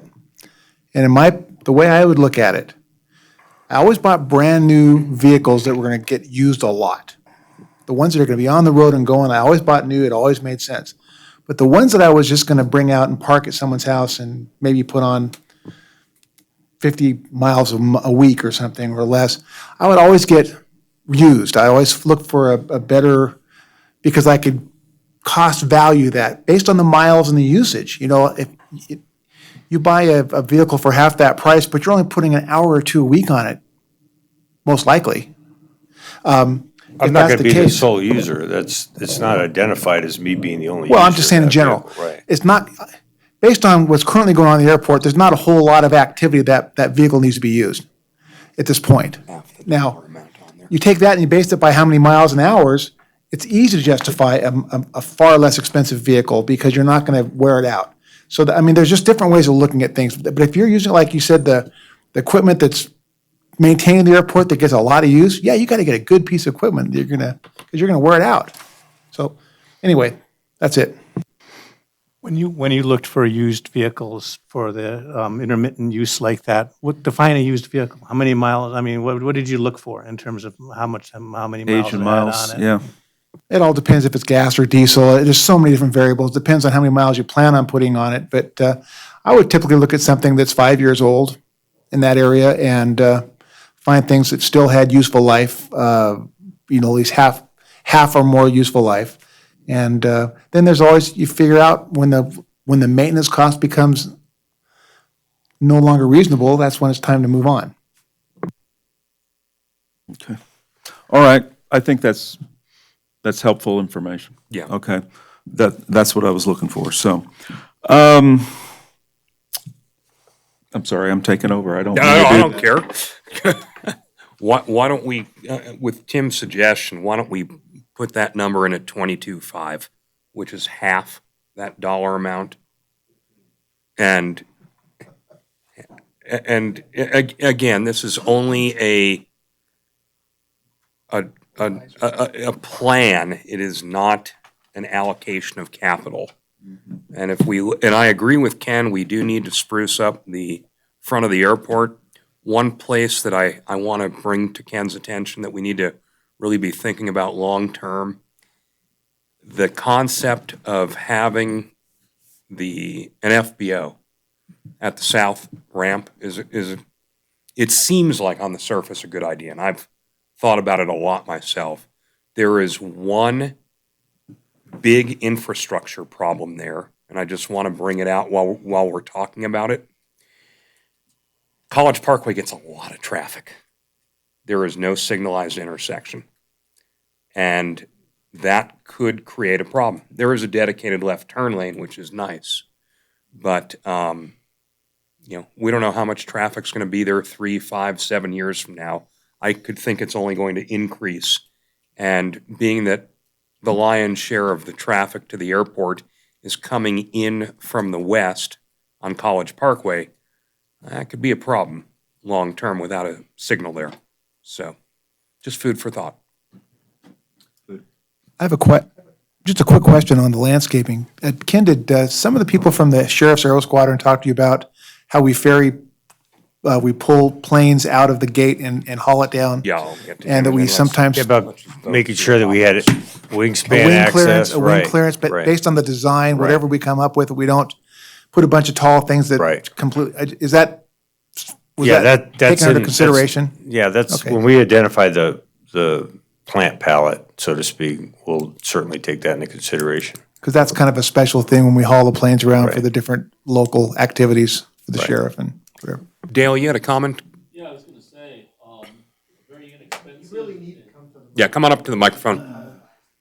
You guys can't hear me, right? We can, but. hear you, but. You want it recorded? Yeah, please, and turn it on. And find me. Thank you. Okay, is it on? Yes, sir. Okay. As a thought for something that would be good advertising for the airport and very inexpensive or relatively inexpensive would be an aircraft. And you can get military aircraft for basically free. They have tired airframes, they'll take the engines out, they take all the instruments out, but they don't care. What you're looking at is just the outside airframe itself. You put that on a stand, and I'll tell you what, you're gonna attract kids and you're gonna attract people wanting to say, hey, there's an airport up here now. And I think that would be where we'd go. I would start again at Fallon for an F-18 that's tired. If we can't get one of those, there's an F-16 sitting down at Nellis. So if we can trailer it for 350 miles, we can get it from the Air Force. But they're all over the country. We're going to ask you to volunteer. I'm not kidding. You're going to have to give me a tractor and trailer. No, we're going to ask you to volunteer offline, okay? Sure. All right. With that, we need volunteers, please. Thank you for that idea. Yeah, we need your assistance. With that, anyone care to move on adopting the capital improvement plan? I'll move. And can you reiterate the revision? Yeah, with the revision of the first line, the manager, ops vehicle, amount of 22,500. With that revision, I move that we adopt the airport medium long-range improvement plan. Okay, anyone want to second the motion? I second. Okay, any further comments about it? Okay, go ahead, Jess. I really want to wrap this up. Looking at that plan to dress up the entrance of the airport, 2 gates, I think that's kind of a waste. That's just twice the maintenance. The other thing I saw is it comes in and how do you get a fire truck through there? I bring a big truck through there and I got to work to get in there. But if we have an emergency, that needs to be 45 or something, a 90-degree turn to get through those gates. It's a tough deal. And with a big fire truck, it's going to be tough. And I'm talking about just an emergency thing. We need to get it in there. How do we do that? Thank you for your comment. Thank you. Okay, we had a motion and a second. All in favor to adopt the airport medium long-term capital improvement plan, say aye. Aye. Opposed? Okay. Finally, move on to the tentative fiscal 2021 budget. Ken, go ahead and can you make it brief? We don't need to go through every highlight a item. couple things for you. One, there's a column that is from our audit. It's in red, fiscal audit 1819. So those are the actuals that were spent in the fiscal year. And then the draft budget's to the right. And then you see a far, 2 other columns there to the far right. One was a proposed fee increase expense, what that would look like. So when you look down at line item 5,300 for FBO fees, that 11,400 is what that, if we would have done the full fee, how it would have impacted the budget. If you go further down to line 6313, there's a placeholder figure there for 11,000 for insurance costs. And we'll know a little bit more on that as we move forward.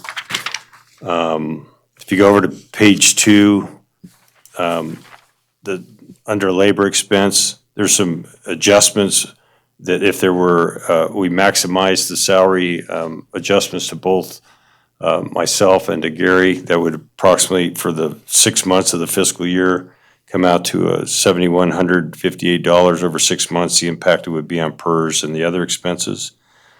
If you go down to 5,200, there's a committed fuel flowage fee. That is what 9 cents a gallon would have looked like if we did the same amount of fuel flow over the year. And then roughly for the AIP projects that are programmed,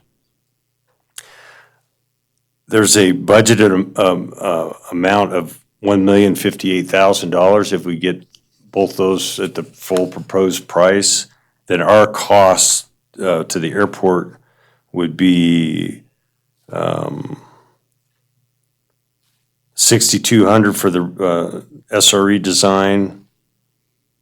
Excuse me, the right column off. I'm looking at the draft budget. The right column would be the airport's impact to the budget perimeter fence, it would cost the airport approximately $49,000, where the AIP budget would be about $736,000.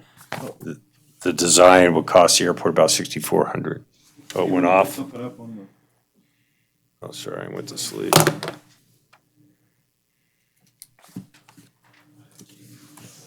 There it is.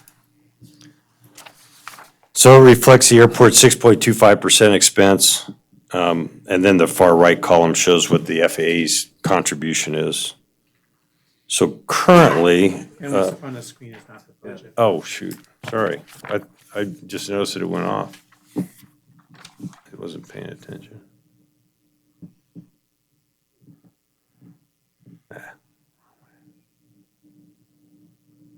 There it is. Okay. So the budget detail is on this other form. You have another schedule that looks like this. And that shows particular line items. Why don't you move to that on? Yeah, I'm trying to get there. There we go. There you go. So that shows the land lease income. The ones in red are due for CPI in 2021, so we'll get 6 months of CPI out of that. The AT&T tower lease and Verizon lease gets a 3% annual adjustment. The Mays Gonai prepaid lease, that's reflected there. And then the FBO fees, what those would have looked like had they been enacted at the full amount.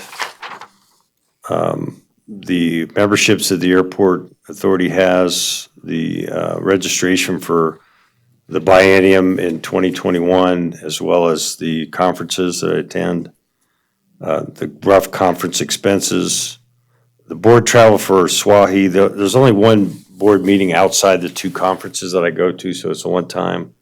And then the various software and insurance. And if you have any questions, I'm happy to answer them.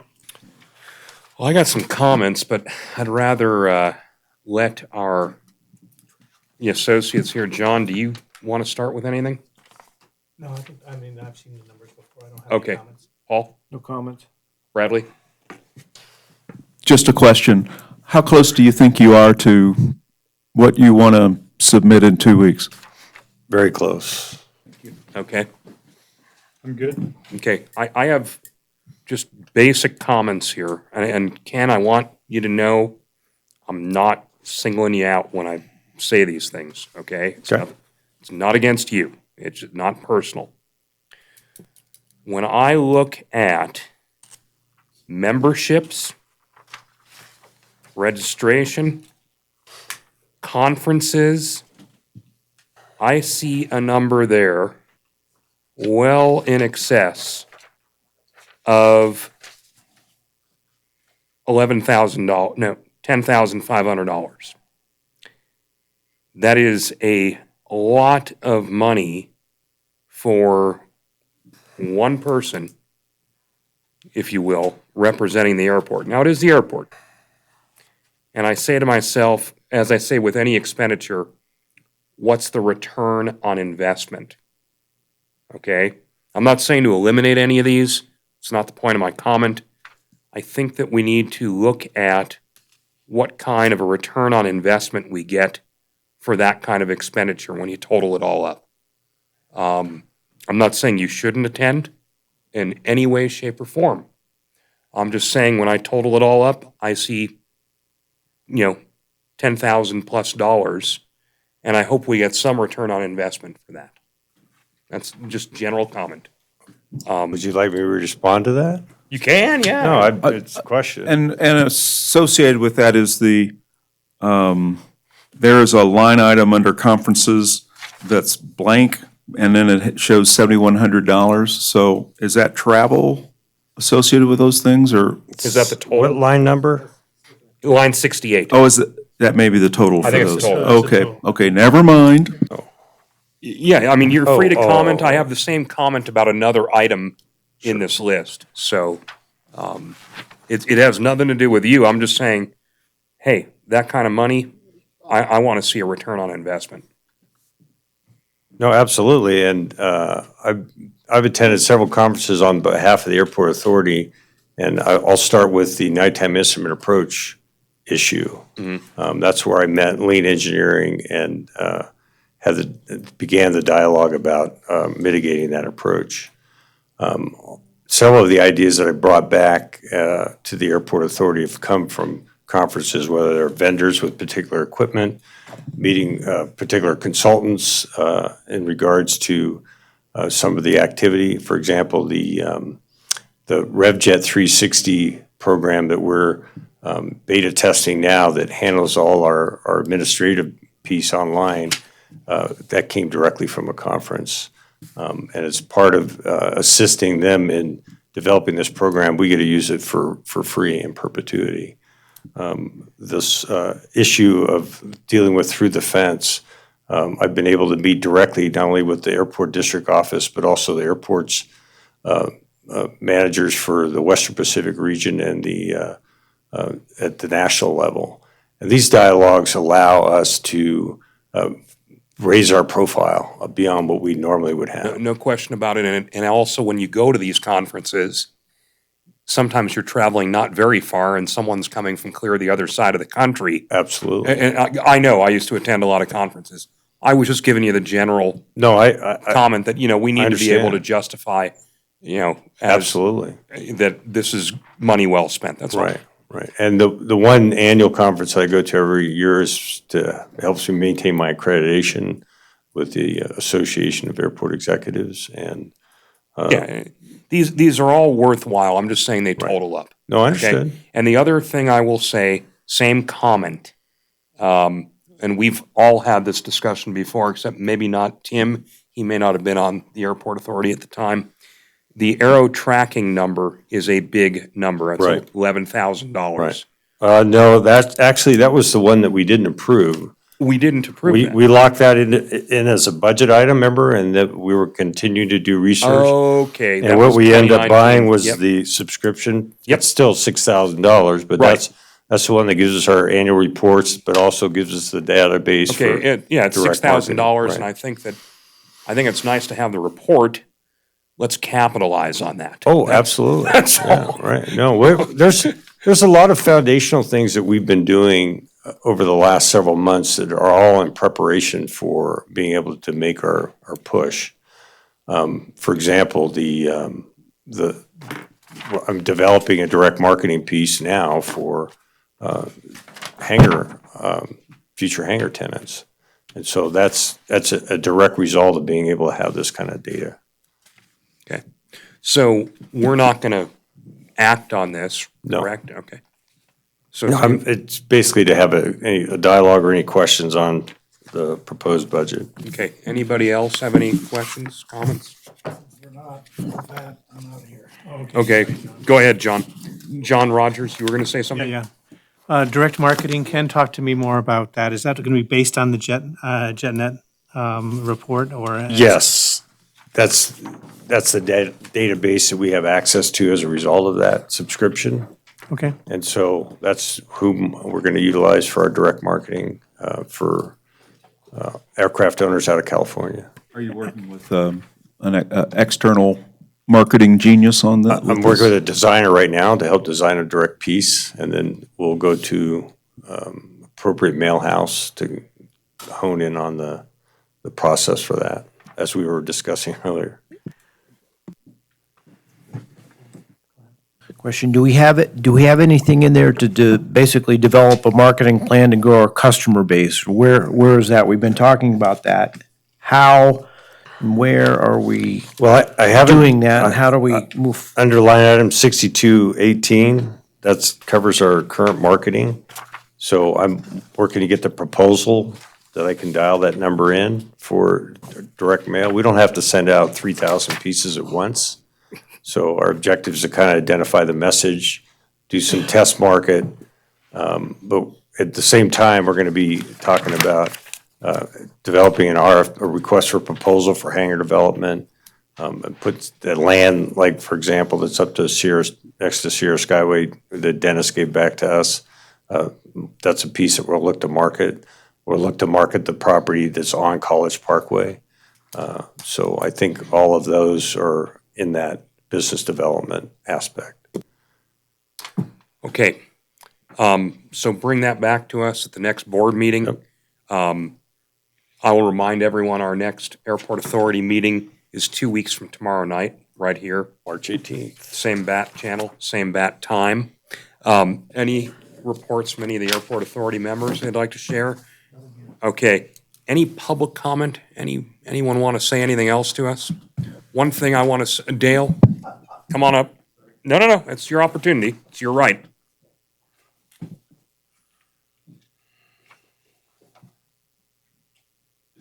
Yes, sir. No. Now it is. Okay, now it is? Okay. As a thought for marketing, you have an untapped, bastion of talent and money, that should be the magic word, with the Army and Air National Guard. They need to practice what's called bare bones operations. That means where they're going to come in, set up a harvest bear, some tents, and operate for 6 to 7 days, as if they were in Afghanistan. Only they'll do it here in Carson City.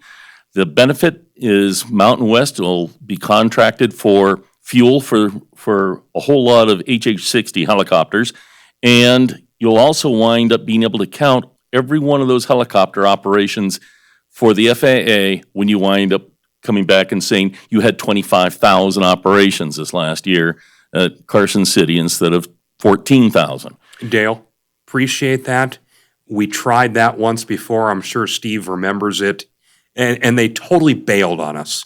We went through such an iteration with them, and we had everything planned out for them. Everything was contracted, okay? And they pulled the plug at the 11th hour. They do it all the time. And yes, you're absolutely right. You can do that. It becomes a standby operation, basically. But you leave it wide open for them and say, look, if you can't make it this time because you actually do have your unit deploying, we can wind up making it, 2 months from now. Yeah, and our experience with the military was not good. We'll just leave it at that. I was at the other end of this. Yeah, we've been on the receiving end of getting it all geared up, spending the money, and then they pull the plug. Theoretically, you're not supposed to have to spend any money. Well, they come in with their contractors. And it didn't work out so well. We'll just leave it at that. Okay. Do you want to ask about Yeah, I do want to ask about this. Somebody placed this on everybody's. That was Matt Bauer. He asked to have us see that. Matt That had was- to leave. That was his response to the budget portion. He just wanted us to see what his comments would be, so he just asked to pass it out. Okay, fair enough. That's important to know. With that, I do want to say one thing quickly, and this really, it's going to go towards Ken to kind of ferret this through, and also towards the remaining members of the public. Dale's been very forthcoming with us. He's had some good ideas. I'm not singling you out, Dale. But one thing that I see at a lot of airports, and I'm sure, Ken, you've seen this too, is volunteers. And what I'm not seeing at this airport are volunteers. I see a lot of critics, a lot of people throwing darts at us as Airport Authority members. I don't see any volunteers aside from Dale who have offered to step up and assist for the good of the airport. I know I do it. I fly kids. I've flown hundreds of kids through the Young Eagles program. We have some of those pilots on the airfield, but I think it would be something for us to consider, and it goes towards the budgeting process, to get a group of volunteers to assist with different airport endeavors. At other airports, when they have an air show, it's put on by the volunteers. We need that here at this airport so that we have users engaged. Anything else from anyone? Ken? Well, we do have a open house committee that we had our first meeting about a week ago. And so there's an opportunity there, I can send some information out on that. But we do get a lot of support for the open house, Sheriff's do. Aero Squadron, CAP, EAA, so there's a big support there. As you know, Linda Law committed to helping finish a project that she helped spearhead, the admin desk manual, so she's still working on that with me. This gal who's working on some of the collateral material for direct marketing piece is doing some volunteer work for us too, so we've got some stuff coming down the pipe. Okay, I would encourage us to, or maybe I'll do it, reach out to the users and say, hey, you got a special talent you want to donate to us, let us know. We can. Well, use your we're help. looking for more aircraft to hang in our terminal building. There you go. We've got some other projects that we're working on, so if you run into anybody, they can come by and chat with me anytime. Yeah, I'm just saying it would help because there are people like Dale who are willing to step up and help. We need more of him around here. So.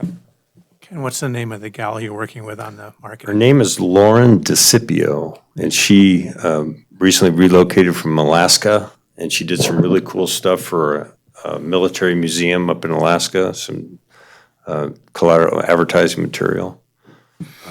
But yeah, she cold called me and met with her a couple times, and Okay. does some nice work. On that note, this meeting is adjourned. See you all in a couple weeks.